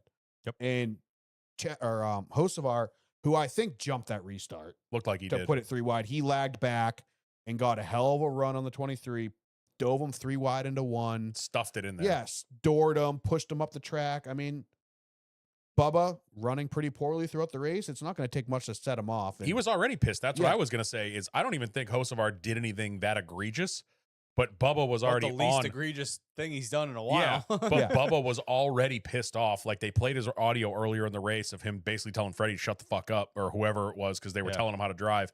He was already pissed because he came into Martinsville thinking, didn't he win practice? I'm Yeah. pretty sure he's fast Yeah. in practice. He was. Goes out there and he's struggling to run 15th. So he's already aggravated, having a shit day. And then Hocevar stuffs it in there 3 wide. Again, nothing egregious, but when you're already pissed off, that's like walking by the fucking cabinet and getting your pants stuck when you're already having a bad day and you just Yeah. want to rip the cabinets off the wall. And I'm sorry, the whole I misjudged it thing, I don't buy that for a second. I No. mean, obviously the first one was definitely intentional, the first shot into the corner. And then it's like he throttled up in the middle of the corner and just drove through him. Yeah. Like he didn't- ran him he clean didn't over. floor it. because we were like, oh, we listened to his engine. No, he It's just like, got yeah, back you in don't the need gas. to floor it. It's just 10% throttle where you're normally completely off the throttle Yep. is enough to turn the guy. Or he didn't mean to wreck him, obviously, because it took him out. He wanted to ship him up the track and pass him. He broke the cardinal rule. Yeah, Yeah. he did. Don't take yourself out. And that's why And I'm what not, did he do? Took himself and out. And that's- 77 continued on. that's why I'm not all that mad. I'm not like upset at Bubba. I don't think there needs to be a witch hunt. Like, he got his punishment. No, I He mean, was- this is what Martinsville does. Exactly. I have no problem with this. This isn't an intentional wreck. This isn't him wrecking Larson at Vegas. This isn't a right hook. Nothing egregious like that. His punishment was that he got wrecked and he went from third in points to tied for 8th. Well, He's he was effectively already 11th, yeah. falling back. I think he was 9th. Yeah, effectively at the 11th in time. points because he's in like Well, a yeah. 4-way tie. He effectively cost himself. He would have had, give or take, let's say 20 points on the day. And what did he end up with? He was second to last, I think. 1? Yeah. Yeah. So, yeah, he wrecked himself and hurt a bunch of other people in the making, too. What a the- lot of people were saying that one hurt. The telling thing for Yeah, me. Connor Zillich. Yeah. Like, he barely bumped the 38. And he's like, wow, that hurt a ton. Yeah. It's like, that shouldn't. That should feel I like didn't nothing. hear that. It's almost like it wasn't enough inertia to crumple anything. Right, which is what Yeah. we've been talking about that with the next gen since it came out. Yeah. It's Well, the- now it's not the big hits because the big hits Yeah. it'll crumple. Now it's the small hits where Well, it's it too was- rigid to it crumple. was even when they first came out with like Bowman's first concussion, Kurtz. It was like the wrecks that look like nothing it doesn't worst. even function doesn't crumple. Yeah. the crumple zone at all. You had to bury it to get any deflection in the body. They've softened it up a ton, but it's still a super rigid car. I will say And- that the tell with the Bubba thing was Freddie talked about it on DVC, basically, that he's like, I believe him that he misjudged it, but then he kind of went into a rant about if they want to be contending, if they want to be, trying to fight for a top 5 in the chase or whatever, that they can't have this. You can't be doing that. No, And that absolutely and not. he basically said that him and Bubba had a conversation last night, and he told him as much. And so obviously Freddie's going to be with his guy, and he's going to believe what he says. But I also think Freddie said his piece. Like, Yeah. hey, if that's not the case, you fucked up, and we can't be doing that. Yeah, 100%. Yeah, you literally can't afford to do that. No. You can't give up those points because if it comes down to the end, how many times have we seen Bubba right on the cut line with points? Yep. He's always that consistent to be in those mid-teens, and those 20 points that he just coughed up for throwing a fit. Yep. Could cost him. We know Yeah. that every point matters. I mean, just look at our freaking race picks. Yep. Those 20 points, that could hurt. The other one I wanted to bring up, great run for SVG. The best track house, Qualified well, ran well, top 10 all day, like finished solid. back half of the top 10 all day. I think he should have ended up with a top 10. Obviously, ended up 11th. Still a great day. I mean, qualified inside the top 5, ran inside the top 5 for most of the first stage before falling back just Yep. a couple positions because the Penske cars came on strong. Yeah. All 3 of those guys were strong. I mean, 4 if you count the 21. 21 was strong up there all too. day. Yeah. Putting him the highest of the Trackhouse Honestly, cars. I thought SVG and Barry were going to get into it because for a while in the first stage and even part of the second stage, they were throwing haymaker blocks at each other. Yeah. I mean, Um, this is exactly what SVG needs to do. And this is what we talked about. If he can start banging out top 15s, he's going to be fine. he's golden. Yep. He's going to go into the playoffs in 12th to 10th. Yep. But if he finishes 25th or worse at every oval, he's never going to do it. I'm not surprised that he does well at Martinsville, though, because out of all of the ovals, it's the closest thing to a road course. Yeah. Heavy braking, downshifting, it's 2 hairpins. It's 2 Sonoma hairpins. Yep. Tied together, Yep.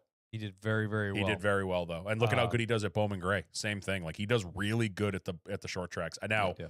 short tracks that aren't Bristol. If I remember correctly, last year, he did not have fun at Bristol.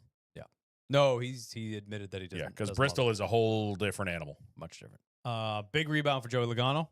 Penske in general. Yeah. But definitely Logano number 1. RFK not as strong as I thought. No, I expected Priest to be a little bit better. I think everybody did. Priest qualified good, but he didn't run good No. throughout the race. But yeah, Penske was, I mean, talk about a roller coaster ride for Joey Logano. You go 3 laps down last week, 3 laps down racing, not like you did anything wrong, just out there. I didn't realize that SVG got so many stage points. Yeah, he did.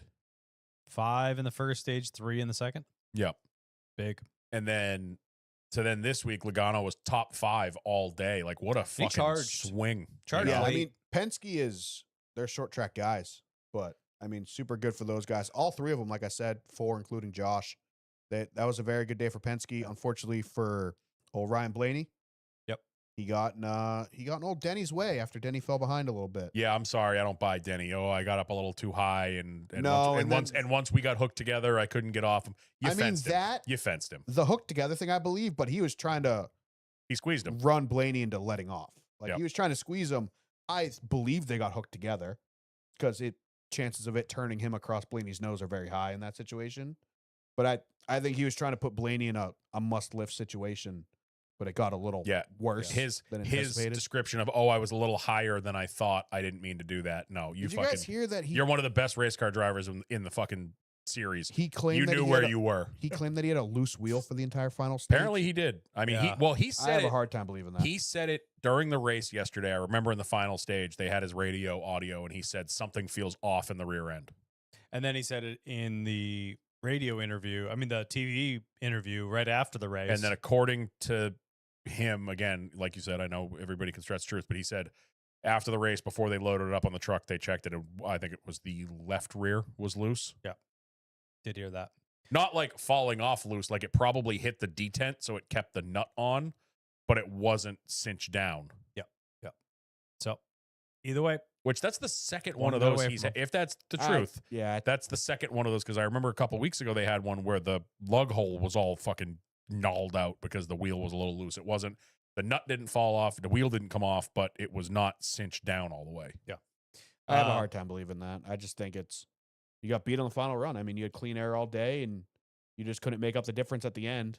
And it's just an excuse party. I do think that sometimes Denny stretches the truth. Like, what was it last year? He got that win. Was that the 60th with, oh, I've got no power steering? And then we had to listen to the broadcast talk for the next hour about how heroic he was for doing this with no power steering. and they were talking about it at Phoenix too. Yeah. I do think, I don't Was know it if he brake does it. shake at Phoenix that he was complaining about early Yes. in the race? Like, oh, there Yeah. goes the championship. I feel like he knows how to like fucking sauce it up a little bit. I don't know. which is, Yeah, I think I mean, it's- he's smart. Yeah, he's it's you the king only, of head games. I would have beat you if my wheel was tight. Yeah. kinda Oh, he shit. said it 100 times on his fucking Like, show. dude, I almost had you. I listened to like the first half hour of his show before I couldn't take it anymore. And it was like the amount of times he said, well, if that wheel was tight, if I didn't have that loose wheel. I agree with you there, but honestly, I'm on the Denny beat KFB train right now.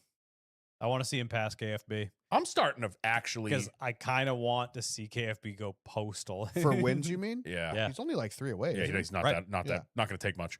I honestly can say, I mean, it's been like this for a while, but I feel like it's hitting its peak. God, I feel bad for Kyle Busch. Oh, my I never God, thought those yeah. words would come out of my mouth. It's so but bad, dude. It's painful. Like I've been getting alerts all weekend of the thing you commented on, the RCR posting their qualifying positions, and it's Yeah. like, yeah, I wouldn't have posted this. He started 34th, brought it home 24th, followed by his other teammate. Sorry, Kyle Busch finished 24th after starting 34th and finished 2 laps down. Austin Dillon finished 25th after starting 30th, also 2 laps down. And their other car, Austin Hill, finished 33rd after starting 37th, 6 laps down.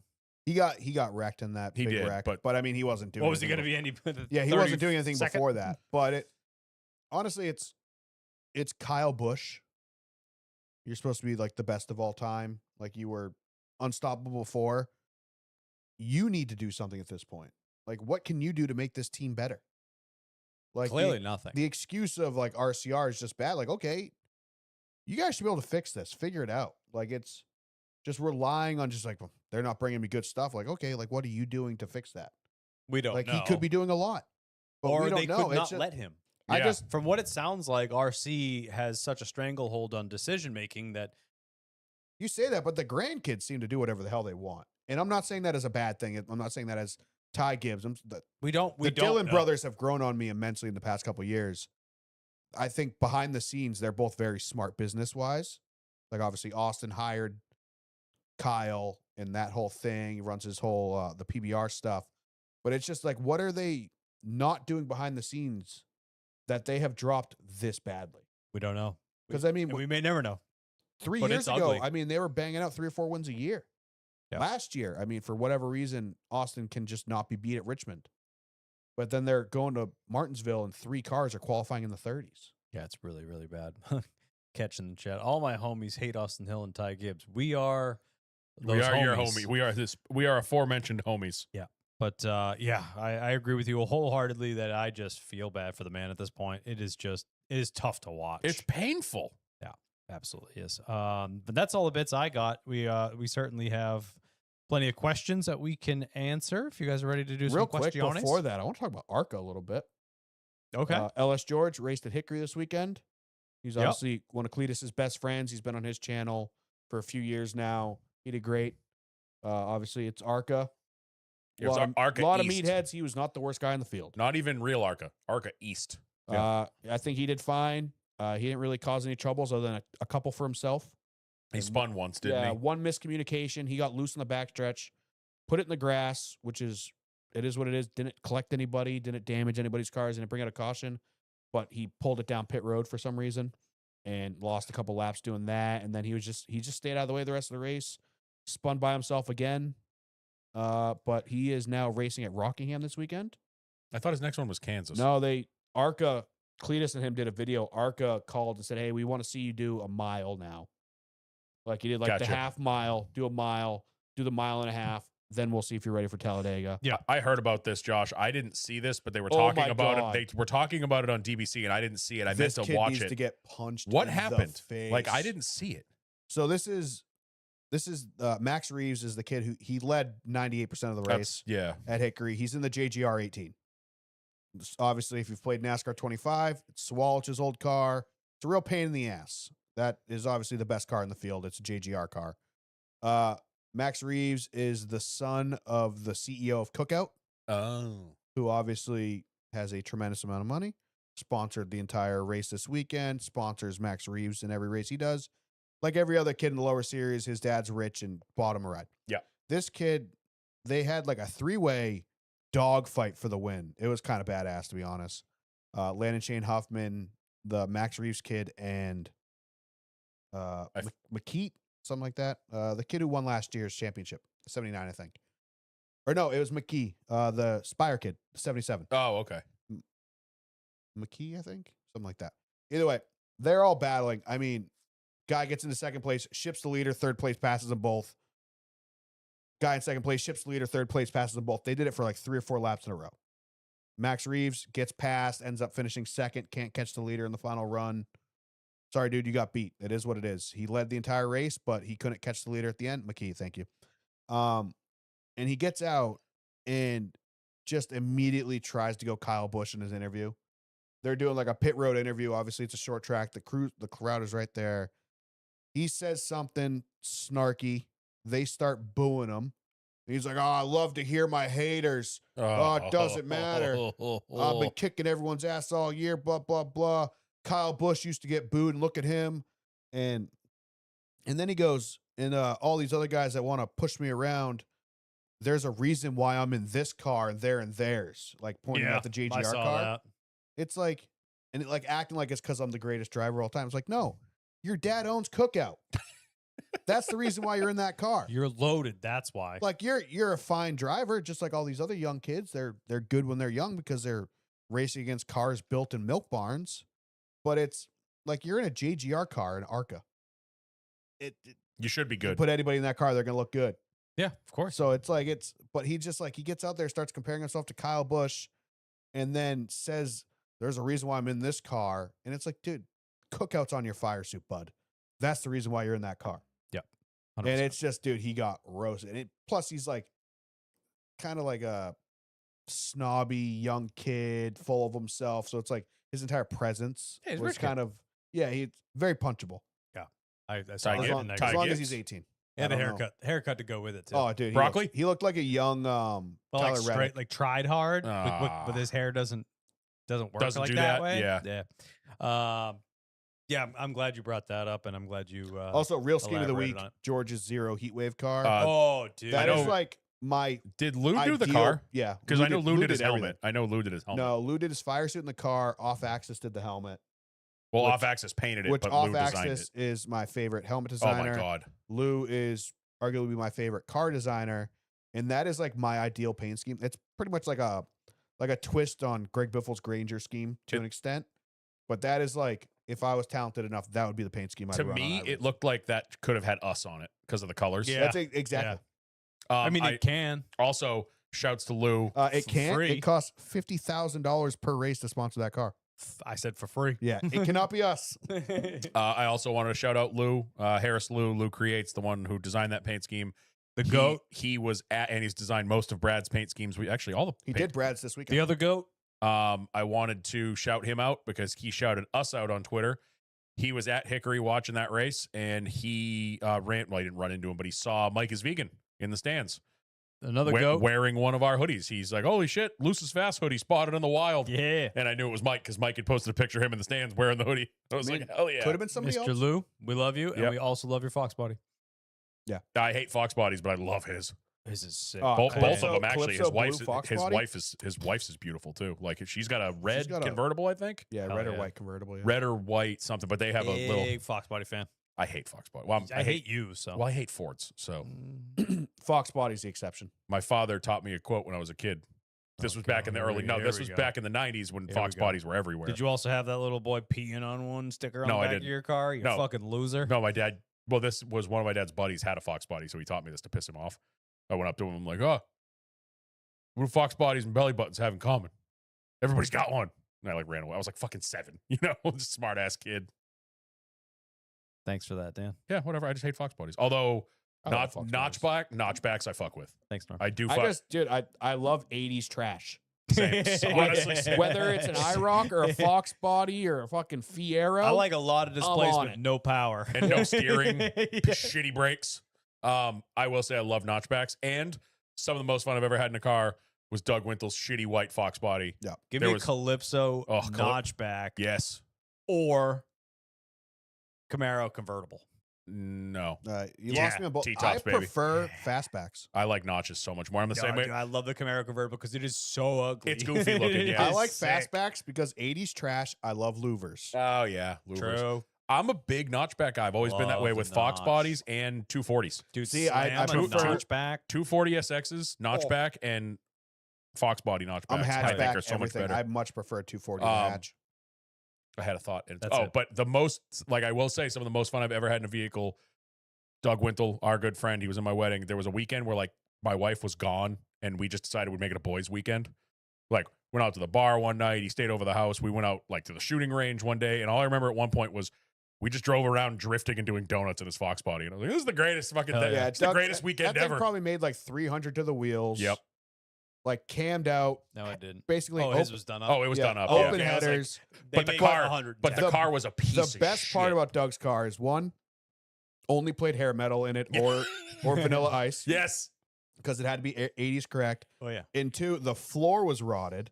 So The when he seat would floored move. it, the seat would lean back and to the right. You would Oh, like gangster God. lean. it You'd felt way faster than it was because the seat was falling through the floor every time he He accelerated. That's drove that. terrifying. He brought that to, I think it was Wolfsgart one year. And did he bring it to H2O? He brought it to H2O. I don't think he brought it to H2O. I thought he did because I remember Jet Daly riding around in it. And you've seen Jet. Jet's a big boy. Yeah. He pulled me aside after. He's like, I thought I was going through the floor.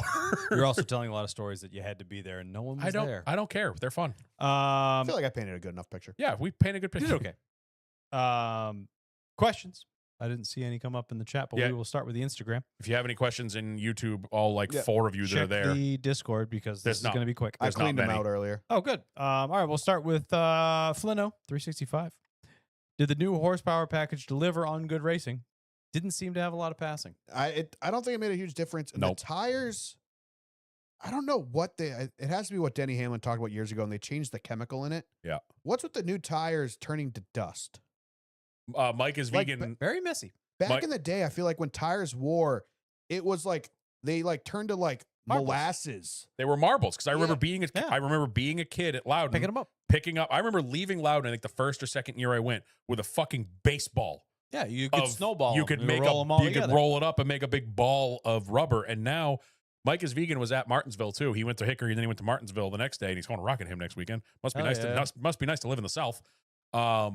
He was at Martinsville this weekend, I think, in the one of the corners, and he was only 10 rows back. He said when he got home, any skin that was exposed was covered in black brake dust and tire dust. Yeah. Yeah, it's just weird. It's like now it's like back in the day, tires used to wear wet is the best way I could describe it. That's a Yeah, great like, description. Like it would slick down the track. It'd be a thick black, like entire groove where the tires would wear because it would liquefy and like create like almost like a tar. And now it's like tires wearing out. It's like carbon fiber dust. Yeah. So it has to be the chemicals they do, but it's just it acts differently. Like when they show the track like before and after the rubber building, it's dust. Yeah. The sides of the cars are filthy. Yeah. You too, almost couldn't see the 9 on the right side of Chase's which car. looks sick. It does.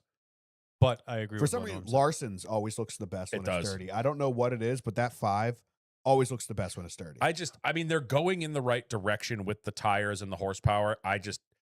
Right now, we're taking such small swings at it. And also, It is definitely, to answer the question, it is getting better. this is still better than it was. Obviously, it was massive at Darlington. Mhm. Yeah. I think it was an improvement at Phoenix slightly. Martinsville, it needs to be I massive. think Phoenix was pretty damn The good. I thing think it that needs to be a people- massive swing at Martinsville because it's a 1-lane racetrack. So you That's- got to do something crazy to make it That's work. what people forget about with Martinsville, and I'm guilty of it. You hear short track, you think of the 90s, and what do we think of? People getting dumped for the lead, pass, spin and win, dumping people out of the way in the last corner to win. Those are the exciting ones. Right. I can remember most of my life watching Martinsville, especially the 500 lap race, and it's like 400 laps of nothing. Right. Martinsville, I love it. It's a great track. I see people who got to go down to one date. It's a boring track. No, I think it's fine where it is. You just have to know that there's going to be, if the whole race isn't boring, there's like 2 categories it falls into. It's either a complete shit show and we have a caution every 10 laps and everyone's pissed, or we get yesterday. Yeah, you're You know right. what I mean? What I think is really weird is like NASCAR fans seem to have like a reverse recency bias. Like, oh, right now sucks. It used to be great. No, it didn't. The fact that I see No, it was a fucking conveyor belt. Oh, the tandem racing was great. You all hated it. the fact that I see people on social media to this day, now in today's day and age, talking about how great the COT was. Exactly. I literally saw a comment the other day that somebody said that was the best looking cup car ever. And I almost fucking threw my phone into the river. All right, That's find Ray that's Charles crazy. and kick his ass. Like, for that's- saying that. You're right. It is like a reverse recency bias. They're pissed about what's happening right now, and they look at the past with rose-colored glasses. Yeah, exactly. They glorify what once was, but it actually was shit. Tandem racing was garbage. I will admit, I going liked back and watching it now is kind of fun because it's different. But I remember kind of hating it back then. I hated watching it, but the like Strategy, the technology and yeah. the strategy and stuff behind it, because that was also overlapped with team radios, Oh, I miss those. with Bring those driver back. radios. I think the strategy was super cool. Hey, I'm better pushing, you're better behind, you're better in front. Like the working that out, or I made a deal with so and so, so I have to work with him. I think that was cool looking back on it. I would hate to watch a race with it now, but I think looking back on it, it's one of those like, I'm happy it happened, but I don't need to see it That again. being said, bring back proximity chat. Yep. Yeah. Bring that back. That was Gen fun. 6 just did short tracks better. My There problem, was- yes, but There my was a risk ahead. to it. and my thing, I've said it on here 100 times. I'll say it again. People bitch about super speedways right now. Oh, it's fuel saving. They don't do anything.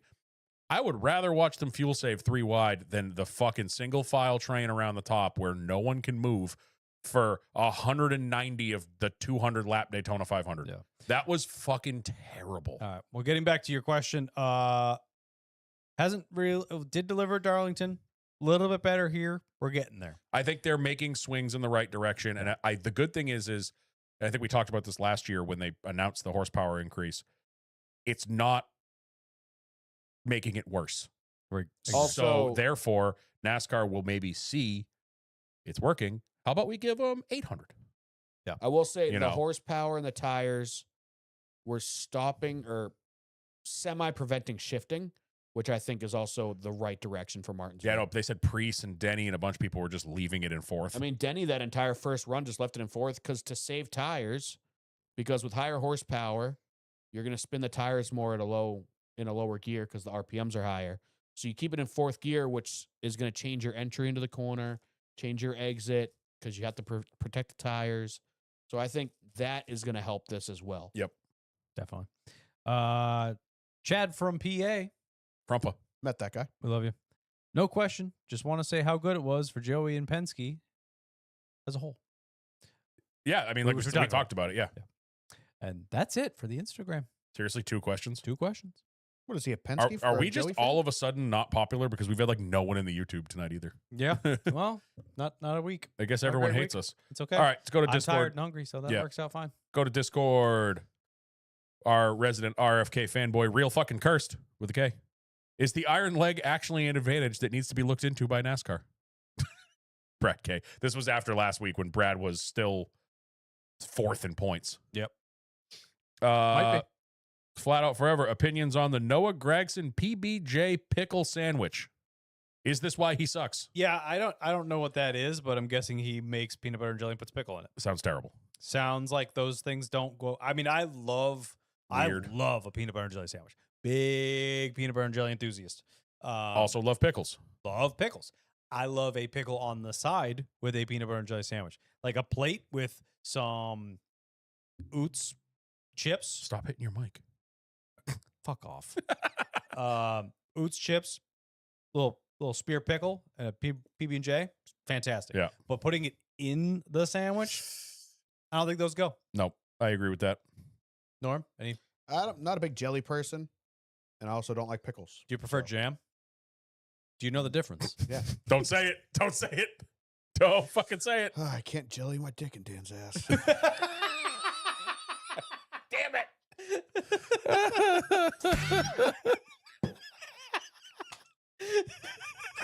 Kyle would be jelly if you did. Thank God we don't have an HR. One eternity what? later. All right. Joe Spinelli goes on a rant about how the sport is rigged. Oh, God. But then Move he on. says, nope, but he has an actual question. He says, oh, yeah, I'm in questions. Will Chase Elliott ever win a race that he dominates, or is it all just lucking into wins now? I wanted to talk about this. I don't think yesterday was lucking into wins. Obviously, strategy came into play and he hit it right. But when the fuck was the last time Chase Elliott was the best car in the field and won the race? But I mean, you look at average running order and average finishing order, he's first or between first and third. That's and not what I'm talking about. like they're always there, but they're not up front. That's not what I'm Which is- talking. When was the last time we had a Chase Elliott race that was like Denny yesterday? Couple Gen years 6 ago. road course, probably. Well, you got to think like even like 2022 Fontana, he was dominating that race before he got into it with Larson. So like he's had dominant races that he hasn't won. Yes. I think Alan Gustafson's a great crew chief, and he's your crew chief of the 48 car because that team fucking sucks. Ooh, make that switch. But yeah, I see his point, but I don't at the same time. Like, yeah, have we seen Chase pop off a bunch of wins? No, we haven't seen him do that at all in this car at all. He hasn't translated to this car as well, but he's painfully consistent. And Hendrick as a whole has not been great this year. So they were probably going to finish, later half of the top 10 if things went according to plan. Right. Yeah. Like we They said earlier, if obviously played the strategy and it worked out really I well just for him. think But I don't think it's a panic button thing. Like, no. I'm not saying it's any kind of panic because we were talking about this during the race yesterday in Discord. If you think back to like the last handful of his wins, it's this one he wins on strategy. Kansas last year he wins because Denny takes Bubba out and then Chase just slides by him. yeah, Like but it's a lot of yes, he's in the right position, but he hasn't had, and I think Josh Ketch said it perfectly. Like you think back to the Gen 6 car at the Roval, the year the bumper got ripped off, and back to the front, or even the year he drove it into the fence, like fastest car on the track, can drive through the field. Just haven't seen that in so long. He hasn't had the best car, and he is not the best in this car. Yeah, but he's they still are making it work. They're good enough to make it work, and they're in the positions to take gambles that can pay off. Yeah. So I mean, Also- yeah, I hate saying they're not lucking into anything. They're taking risks and it's in the right place at the paying right time. off. Right place, right time. Yeah. Yeah. Also, the next gen, we haven't seen as many people dominate races and win them. It happens, but not like it used to. It is much. I'd say there's maybe 3 races a year where somebody straight up dominates a race. Yeah. Yeah. Otherwise, and it's usually like Larson or Denny. he was Larson he or was Denny, top yes. 3, top 5 all day. Yeah. And he flipped them in the pit road, or he had a better run at the end, or Until they this year, changed it tires was sooner. it was Denny or Larson up until now when we see Reddick. Like we've seen Byron do it a couple times. But Byron usually dominates up until the end. He doesn't win. And then he's like, never mind. All right. So, anyway, yeah. Taz, we kind of talked Good about question. this, but I will read it. With Kevin being a Hall of Fame nominee this year, who will get in due to the Go. unfortunate events? Biffle will be a tough one to keep out of the Hall of Fame. But will Kevin, who I feel is a first ballot, get in, and Neil Bonnet unfortunately sit out another year? I think so. I think Probably. it's going to be the two of them. Yeah. Ooh, good call with Josh. Martin Truex type wins are few and far between now. Yeah. That's just next gen in general. We Yeah. haven't seen it a lot. All right. Bennett. What up? If you could have any non-NASCAR series pro driver guest on the show, who you picking? SVG. Said non-NASCAR. SVG 2 That years ago. Doesn't count. Honestly, Travis Bull. Pastrana. Travis Pastrana. I would love to hang out with Travis Pastrana for He a drove day. in NASCAR. Scotty Mack. Yeah, but he's not full time. He did. Scott McLaughlin, just to get the SVG flair. Little New Zealand action. Joseph Newgarden, because he's handsome He's- as hell.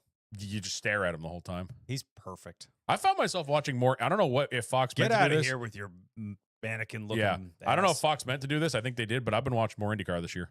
Yeah. It's kind of nice to Yeah. like sit down on Sunday and watch the IndyCar. I mean, I didn't watch it intently yesterday, but I had it on in the background all day.